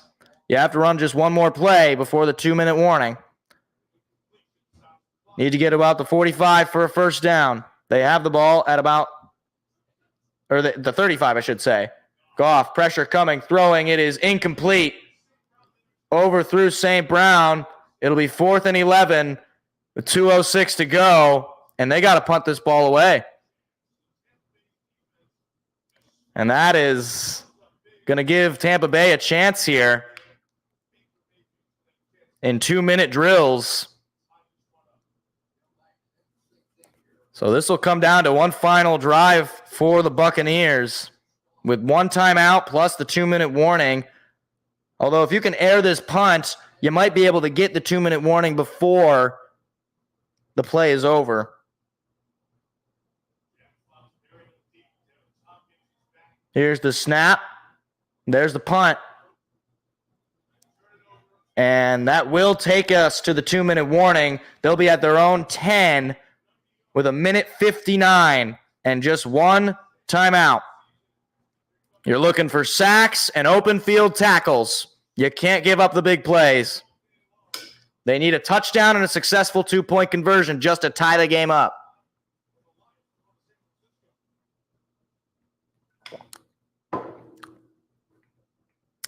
But man,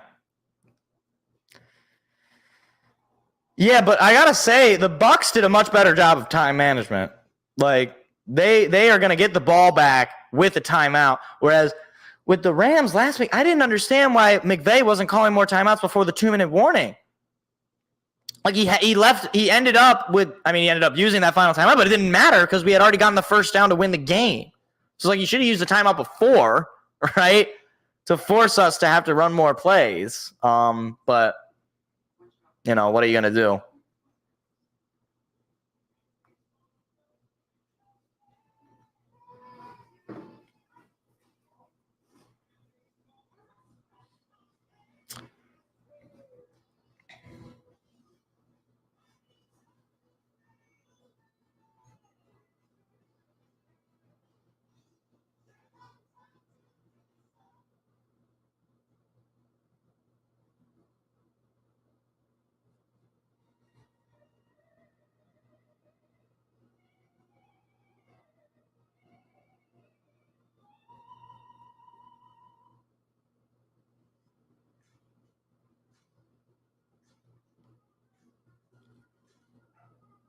Interesting. I think we're gonna. I don't know what we're gonna do. Like, I think the focus is don't let them get out of bounds, and like don't give up the big play.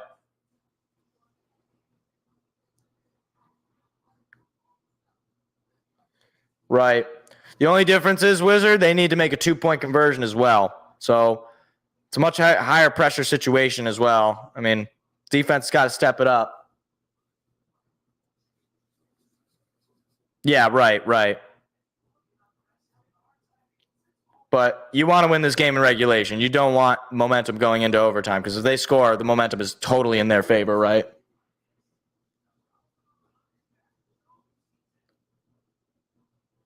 Nice view of the city. It's now nighttime at this point.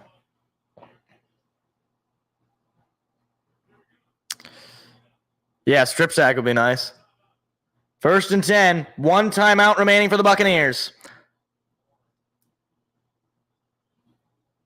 You're looking for sacks. You're looking for open field tackles. You're looking for TFLs.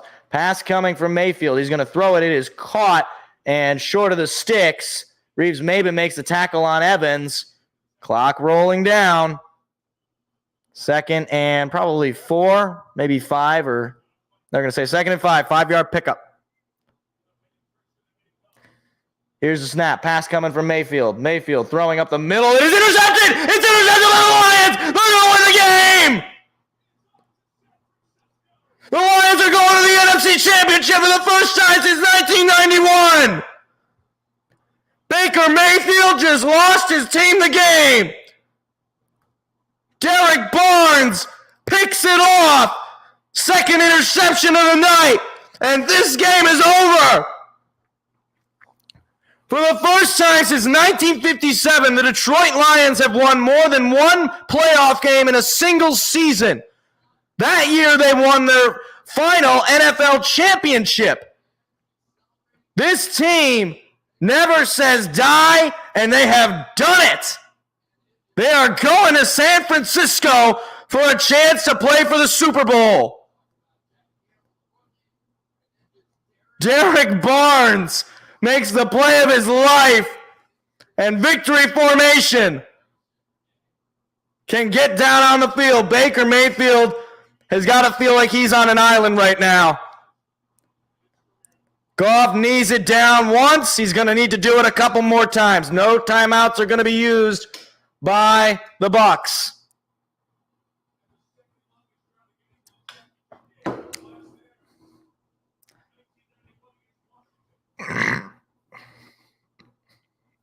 An interception tonight for C.J. Gardner-Johnson and an interception for Derek Barnes. I will say, C.J. Gardner-Johnson got the last laugh of the smack talking. Goff knees it down the second time, and he will need to knee it down just one more time to end this game. This will be the final home game of the season for the Lions, and they do it with a victory over their old division rival to the Tampa Bay Buccaneers. Goff will knee it down just one more time. And there it is. The Detroit Lions are going to the NFC Championship game. What a game and what a win. Your final score, Lions 31, Buccaneers 23. Fight song, let's go. We're going to the NFC Championship, baby. Here we go. Forward down the field, a charging team that will not yield. And when the blue and silver wave, stand and cheer the brave. Rah, rah, rah, go hard, win the game. With honor you will keep your fame. Down the field and gain a Lions victory. Go Lions! Oh, baby, what a win. All right, very briefly, we'll go over some of the team, or not the team stats. We'll go over the box score here very briefly. Jared Goff, have a night, my friend. 287 yards, 2 tutties, no picks. Guy's got ice water in his veins. Jahmyr Gibbs, great day rushing 74 on top of the 40 yards he had in the air. Over 100 yards for him. Outside of that, you had Amon-Ra St. Brown, 77 yards. Sam Laporta, 65 yards. Jamison Williams had a couple of catches for 35 yards. But the defense showed up today. They kept the Buccaneers, for the most part, they were not letting them get away with anything. And a couple of turnovers, those were the difference. So the Lions are going to head to San Fran and face the toughest team they've had to play all year. I'll say right now, that team in San Francisco, that's about the toughest team I've seen play. But they are beatable.